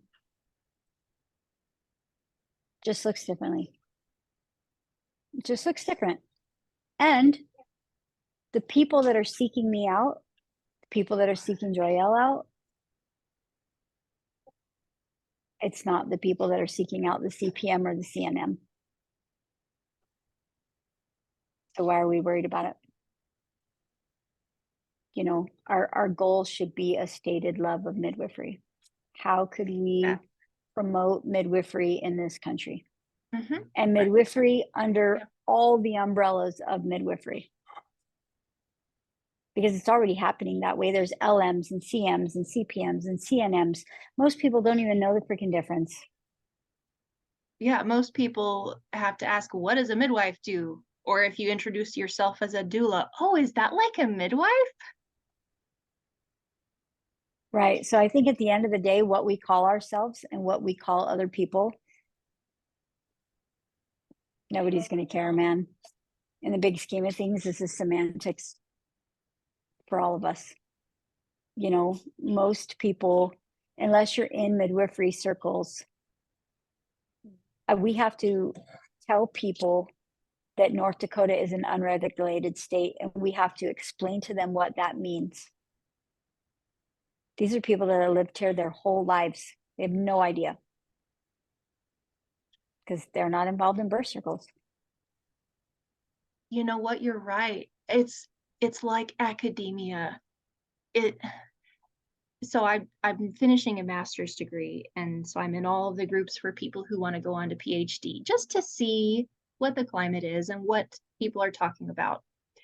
And one thing that keeps coming up, especially for those who have been in academia and want to exit and work in the real world instead of being a professor, out in the real world, nobody knows the difference between an associate professor and an assistant professor and a lecturer, they might Or an care adjunct. if it was right. They might care if it was really relevant to the position, but the conversation would never get far enough for you to even show them why it's relevant. So breaking down what you were, all these things that are so important to academics, because it's all about that badge of prestige and how many years you were in and did you get tenure and all of this.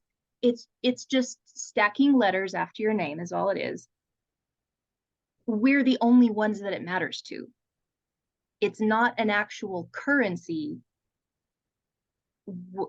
with, except within Now our circle. apply that to what's happening right now within the midwifery communities. That type of cross-referencing is happening. I asked my student, hey, do you want to get on this What Happened to Manna call? He said, what's manna? Because for her, licensure, she lives in an unregulated state. She's going to be working in an unregulated state. She has no desire to be in any of the playground politics. She had no idea. She only knows what NARM is because we talked about sitting in the NARM. She didn't know that NARM was an offshoot of these other organizations or what that means, or MANA and FAM and all. She had no idea. She's been attending births with me since 2021 because it didn't apply to her, wasn't important to her. Right. And it right. certainly didn't hold any prestige or any extra weight.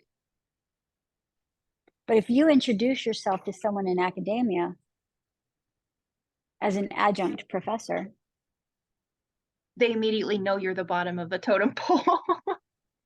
And out in the rest of the world, they don't even know the word adjunct, or really they think everyone is a professor, but really Right. that word can only be used for tenured full professors, and it's this whole thing. Yeah. So a lot of these folks in the groups have concluded, on my resume, I just call myself a lecturer or an instructor. And no matter what rank I held, it's all the same title. Right.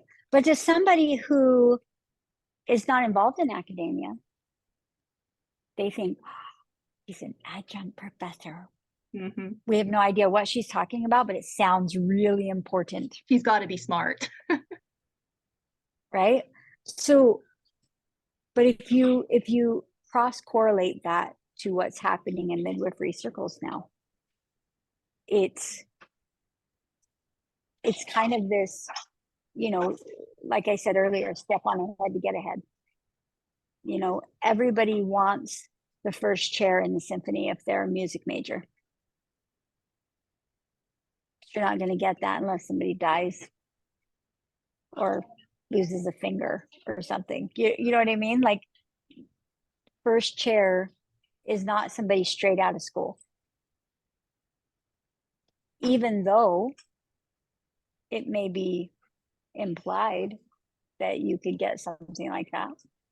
Then when you get out into the real world, you realize, oh man, yeah, I was good, but it doesn't matter. Even within my husband's profession, he might have 30 years of experience, but he's not willing to shave his beard. There's a whole lot of departments that won't hire him, right? Because he don't care. He's not going to shave his beard, right? Like, so he'll take staying in a lower station to be able to have a beard that goes to his belly button. Like, that's important to him.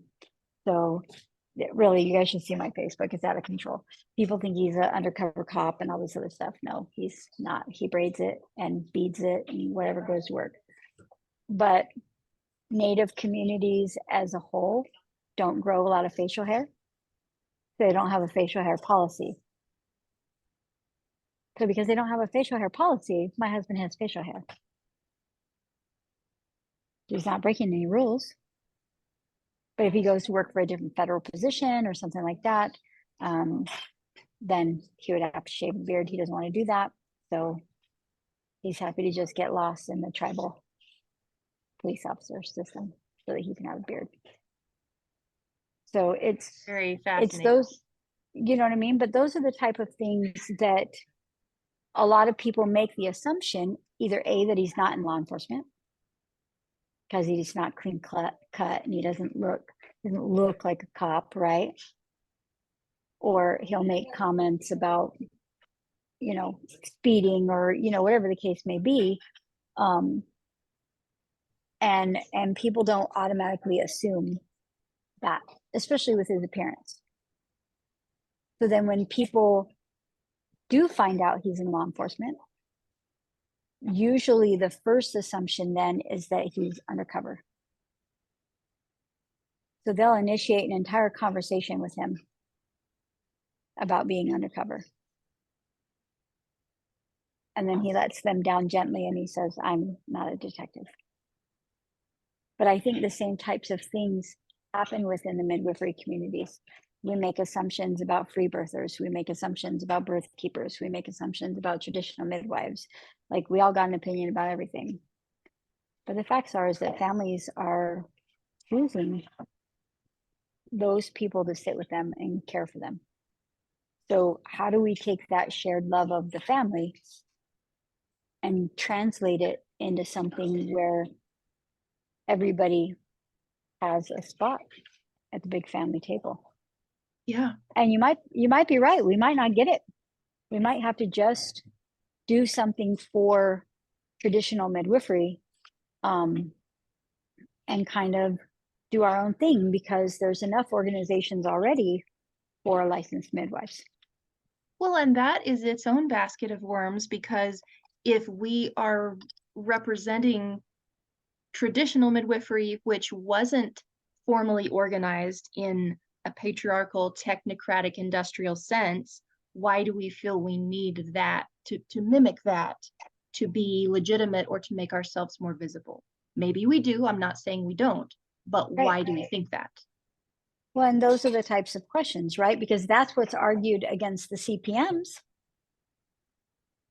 is that they sold out to licensure, right? That's the argument of the traditional midwife, is let's seek division because they did this thing and now they're pro-medical or pro this or pro that, when that may not have been their drive at all. You know, Well, then I guess it brings me back to the nurse tree, because let's say this, if it never got beyond the level of what we're doing on this call, if our version of moving forward after MANA for traditional midwives is just to have talking circles where we get together regularly, and it's not super formal, there's no pressure to do a peer review or whatever, but we just do what women did down by the riverbank with their washing for hundreds and thousands of years. If it never gets beyond that, are we okay with that? Well, I mean, it's not any different than what I'm doing, right? So yeah. And then on the flip side, if there is still a place for an umbrella organization, the idea really is for it to be that nurse tree, not to exist for its own aggrandizement, right, but for the purpose of building the soil, shading the little plants, feeding the rabbits and the foxes that come and eat the bean pods. And maybe like there's some churches around here that, you know, you go, you do the big church worship on Sunday, and then everybody breaks off into these small groups. And that's how they're fellowshipping with each other. So maybe it looks something like that, where we have the big group that gets together, these calls, right? And then we're friending each other on Facebook. We're getting in other groups together. We're messaging each other. Hey man, I just messaged somebody this morning and said, hey, do we know anybody in Houston that's serving? Because I have a gal that's moving there prior to her due date. Oh yeah, call this person up. You know, like that kind of networking, I think that we could do. It would be easier if there was a canopy or a nursing tree to help facilitate some of that. But I think the facts are is that people are doing it anyway. Well, yeah, that's already happening. You know? Networking and building friendships It's just not that formal coalitional type of organizing that Right. most of us, I think, have been wanting to push toward, but maybe just because that's what we're used to. We like having a group out front and center that represents, and there's, you know, there's something to that in the psychology of being human, and the idea of in political philosophy, it's called mediating institutions. So between the individual, there are all these layers of different social structures that help mediate relationships between the large and the small. So there's the individual, and then there's the family, and then there's the extended family, there's the village, there's the church, there's the civil society, you know, the Lions Club or whatever. Then there's the town and the county, the state, the nation, and it's this interwoven set of structures, and you benefit from having a not a facade, but an identity that's larger than you, that can be out in front of the group and say, this is who we are, this is what we stand for. We protect those who are within our walls or behind our banner. There is something, and it's not just patriarchal to want that. That's kind of a human thing as well. Right. Well, and I think that, you know, again, there's so much seeking of division. Patriarchy is this bad name in circles, right? But the facts are, it's, for most people, it's 50% of the family, right? What are we saying about our men? I have a handful of sons. What am I saying to my sons if I want this narrative that, you know, the patriarchy is bad? People make bad decisions. It has really very little to do with what's between their legs or not, you know? And how, again, how do we take this shared common love, midwifery, serving families, no matter what they look like? Doesn't matter if the family looks, serving a native family is going to look very different than serving a family in Southern California or Tennessee or Appalachia or wherever, right? So why does that matter? Why can't we just say, hey, our common goal is serving families? How can we get together and do that and actually show people that we're not 5 years old and fighting on the playground? Like, how do we say, hey, it's okay if you believe this thing over here? We don't actually have to bash Christians or bash non-Christians or bash the patriarchy or bash whatever. Like, we don't actually have to do any of that to promote midwifery. We don't. People are doing it all over the place, I promise you. Yeah, you know, we don't actually have to do that. I think that sometimes we do that to seek legitimacy and to seek common ground, because everyone wants a common enemy to fight. And I said that in one of the posts, is that, you know, I don't think it's this thing at all. I think I was responding to Sarita maybe, and I just said, you know, I don't think it has anything to do with that. Yes, I remember that comment. Yeah. And I was like, I like how this girl thinks. Yeah, that was me. I don't think it has anything to do with that at all. I think that it's a common enemy. Except for, I don't think that that's going to be sustainable to midwifery. I think we don't actually have to talk about what our common enemy is.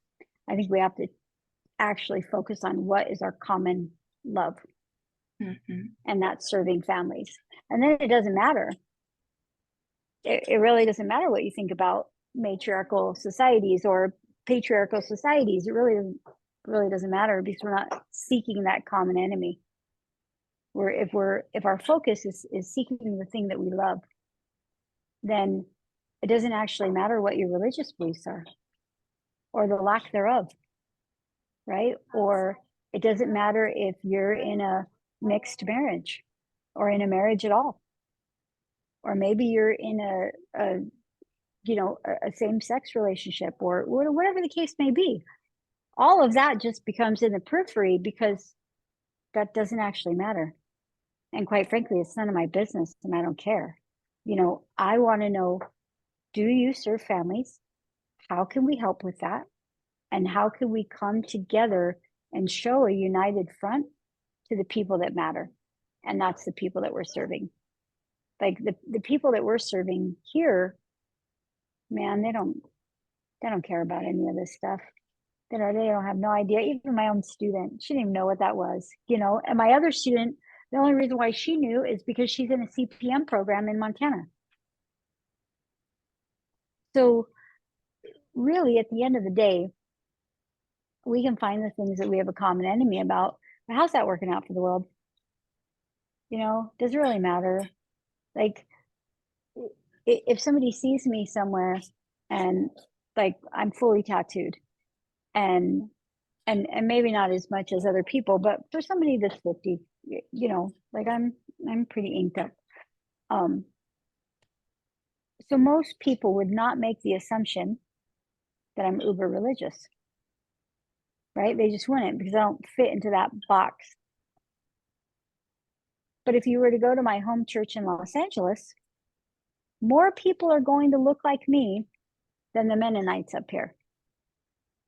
Right? So it's just a matter of perspective of what is your experience and where do you want to go with it and what's important to you. But if we just focus on the things that we hate and that shared common ground of that shared enemy,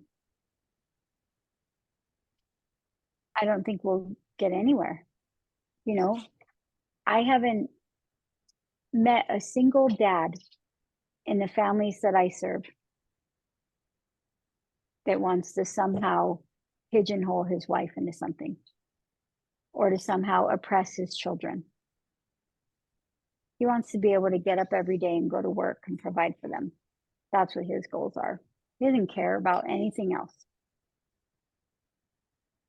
And I don't think that she necessarily cares that the rest of the world thinks that she's somehow throwing everything away because she's choosing in this season of her life to raise babies. I mean, I have pharmacists, you know, we call it being on the calendar, being on the payroll. You know, we have women that were writing letters so that they can return to work. Okay. I don't care. Like, you know, do I think that moms should be home with babies? Sure, my daughters-in-laws, because that's how I've raised my children, to have that paradigm and that construct. But they also know that if they have a friend that doesn't choose that, so what? They don't have to focus on the one thing that they hate, you know? And I think that in midwifery circles, and I feel like I get to say this a little bit because I've been on the fringes for so long, is that we're spinning our wheels fighting about the things that don't have as much weight as we think that they have, like being where you are in your professorship, you know what I mean, where you are in that ladder outside of collegiate circles. Nobody knows what you're talking about, you know, or if they do, they're less concerned with that, or they're like, good for you, congratulations, I bet you worked hard. What are you going to do with yourself afterwards?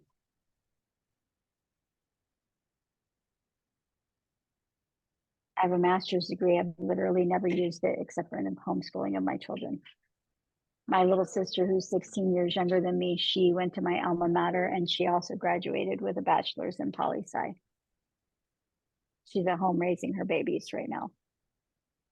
And she gets a lot of pushback, right? Because she's not, quote, using her degree. Nobody in our family cares. She wanted to go to college. She wanted to do that. We all supported her. She needed a little bit of money for that last little push. All of her siblings and her nieces and nephews and everybody that was asked put money into that pot and supported her. I think that we can do that with midwifery. You know, Penny Simkin died. I got personal thoughts about Penny Simkin, but I was sad for the community that mourned her. I can be simultaneously supporting that and still not like the route that Donna went. Like, we could actually be multi-part beings. Like, I promise you, it's not that scary. You know what I mean? I can not like politically or contractually where Donna went as an organization and how they limited the rights of their doulas to support a broader spectrum of families. I understand why she did that. Because you don't want a bunch of Donna doulas out there supporting free birthers with bad outcomes, right? But that's prejudice. It's not actually what's happening in most circles that I'm aware of, you know, but she had to make her political stand. Well, and as you said, there's knowing your audience. And if you're marketing to a certain demographic, Sure. and that isn't even like class or money type of demographic, but just the way people think and their priorities, you have to narrow your niche enough that your brand is recognizable. Right. And so if you want to market to the type of family in America that would typically hire a trained certified doula, which is going to be middle class, educated, maybe facility a little birthers. bit, Facility and maybe birthers. Yes. Okay with the system being part of their Sure. lives, and maybe a little bit crunchy, but not too crunchy, to where they'll question some things but not question others. Then you want to train your doulas to that model. Right. If you train your doulas to where they can serve those families and also serve rebirth families, you're going to dilute your brand to where it's nothing. And the people that you started out to market. Well, that's the idea, right? I mean, certainly that's not happening in other doula agencies, but that's certainly the narrative that is most commonly understood. But I can disagree with her position on that and still acknowledge the incredible things that she did as a young grandma in birth circles. Right. And there will be people in 20, 30, 40 years who say the same about us. You know, those ladies were great, but I hope they do. But they did some things that just yeah, I hope they do. I wouldn't have done it that way. Right. And that's the way it should be. But there are lots of people that if you're not fully both feet into somewhere, then somehow the legitimacy of your position is lacking. And I think that when we talk about the transparency with Mana, I'm in another group with one of the gals that's on that board. And a lot of people ask me, why don't you ask her? Why don't you just confront her?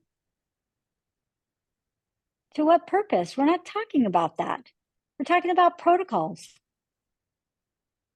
Like, that would be completely crass and uncouth and unprofessional to address with her publicly something that we're not even there for.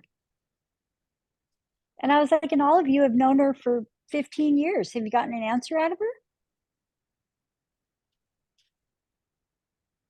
Why do you think she's going to say anything to me?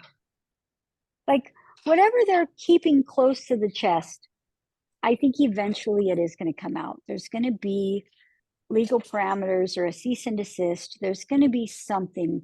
Like Barbara said, it's not peanuts. It's a lot of money. Eventually, those rocks are going to get overturned.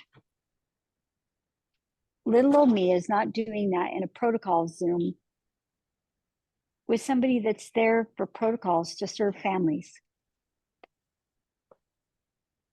But there's been enough midwives that have approached me about that when they heard that I was in that call.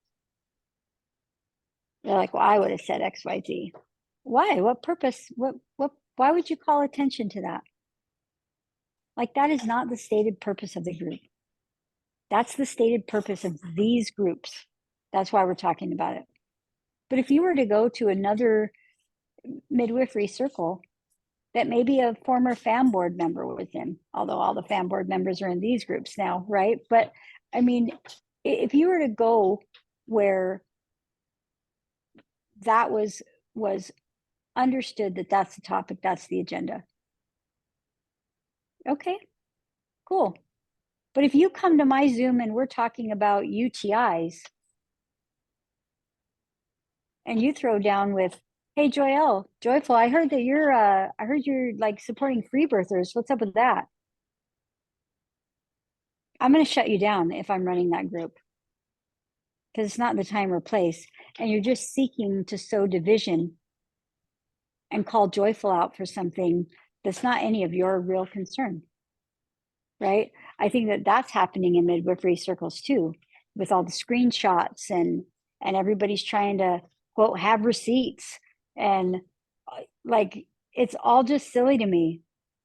It's silly to me. Like, what purpose are you serving?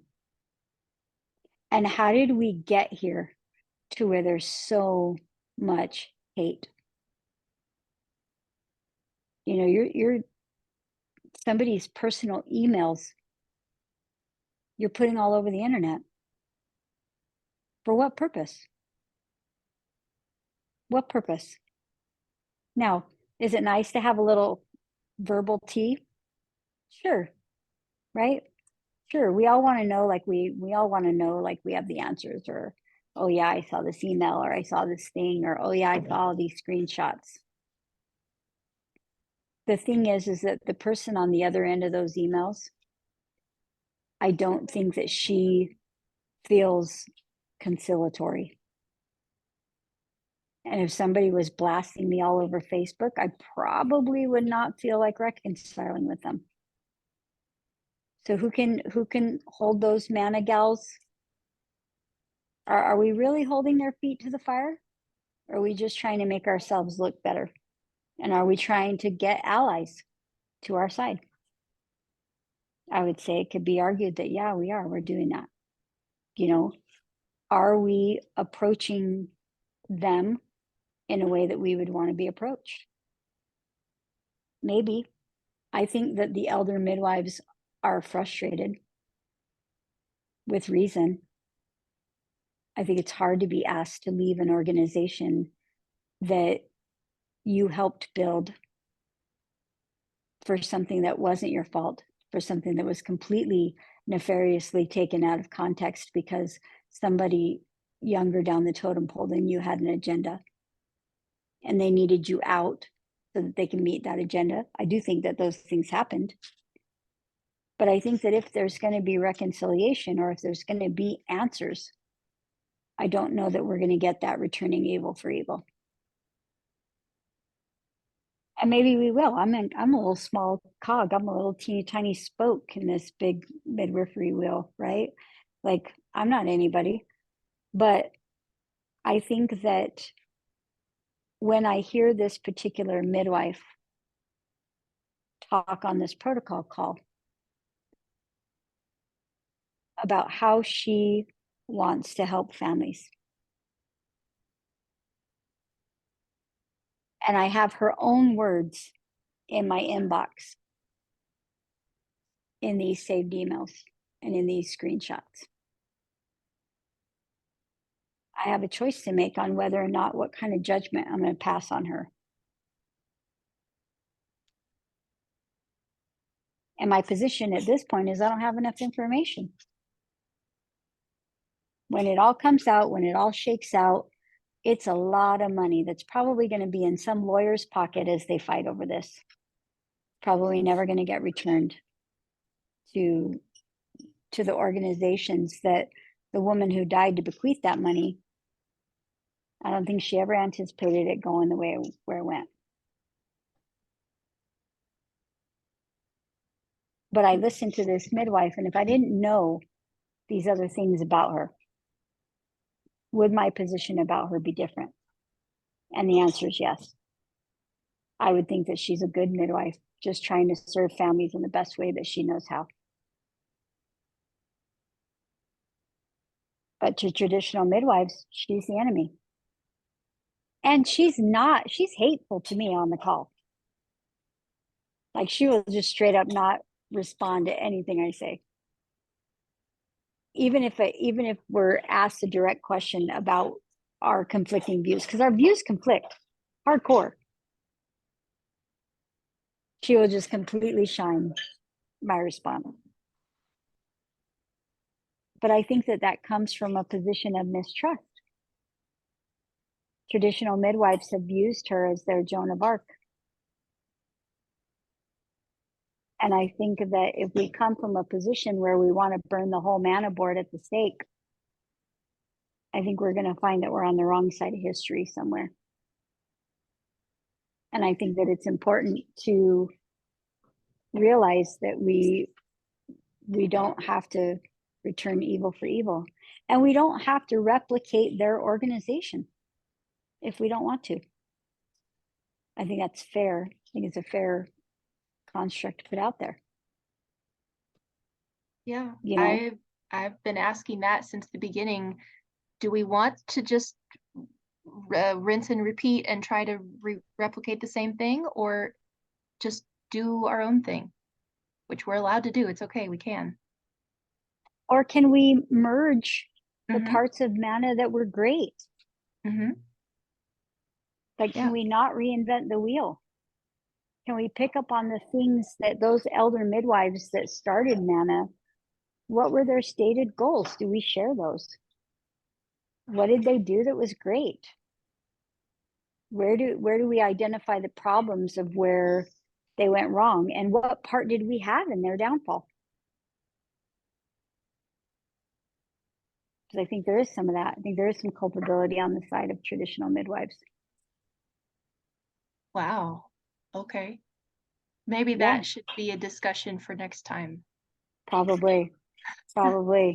And then everyone will disagree with me, and I'll be like, that's all right. I still love you guys. It's cool. Yeah, hey, that's okay. We're a family at the table, right? That's right. I really love that analogy that you gave us. I hope people will listen to this call all the way to the end on the recording. We are now more than 2 hours past. Tell Lori I owe her some I am Zoom about time. to run out of hotspot. Well, she told me that there was nothing else scheduled, so I don't think we conflicted with anything. But I just find it hilarious because I was afraid when I first logged in and there was one person and then two people. I was afraid we would run out of stuff to talk about. Well, not that that's you really haven't been the around danger of midwives very long then, Sharon. You haven't been around midwives very long. We'll find things to talk about. Yes, I'm learning this. Violet, did you have anything to add before we wind down and call it a night? I just wanted to say that, like, I really appreciate Jade's perspective, and she said it very gracefully and eloquently. And I also hope people listen to this call and you ask really good questions. My kid's getting curious. Bye. Good. That's the future of midwifery right there. She told me, she's like, Mommy, I want to help people have babies too. Yeah, like, maybe that's where it starts. Yeah. Where it Okay. starts. So to sum up and bring it all to a point and send everyone off with good productive thoughts until next week, we have the analogy of the family. We are the family at the table. Nobody is like everybody else. We are not always going to agree. We're not even always going to like each other. But we accept that each family member has a place at the table. We have the nurse tree, kind of our image for what could become in this space after manna, whether that's a national organization with local chapters, whether it's local coalitions that kind of loosely connect at a national level, or just calls and face-to-face chats with other midwives and with women of birth. Whatever it is, we're focusing on the roots, nourishing the whole, and giving shelter to those who need it. And then the last thing, I think you used a couple of biblical phrases, so I'll use one. Where your treasure is, there your heart will be also. And lay up treasure for yourselves in heaven, not on earth where moth and rust consume.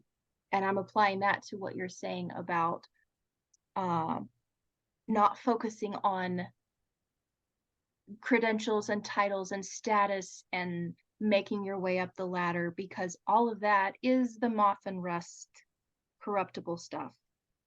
That's not the families. That's not the mamas, the papas, the babies. That's not the relationships. Focus on the things that are tangible and eternal, which is the people that we're here to serve. I agree. Yeah. So, well, hey, thanks for staying on. Thanks for putting it on, being available. Yeah. And I'll Definitely. send Lori an email. Tell her I owe her some Zoom hours. So it'll be Okay. fun. All right, guys, take it easy. Yeah. See you next week, I hope. Same Yep, time. I'm on same call, place. so we'll see. Okay. Have a good We'll night. see. Yep, thank you. Bye.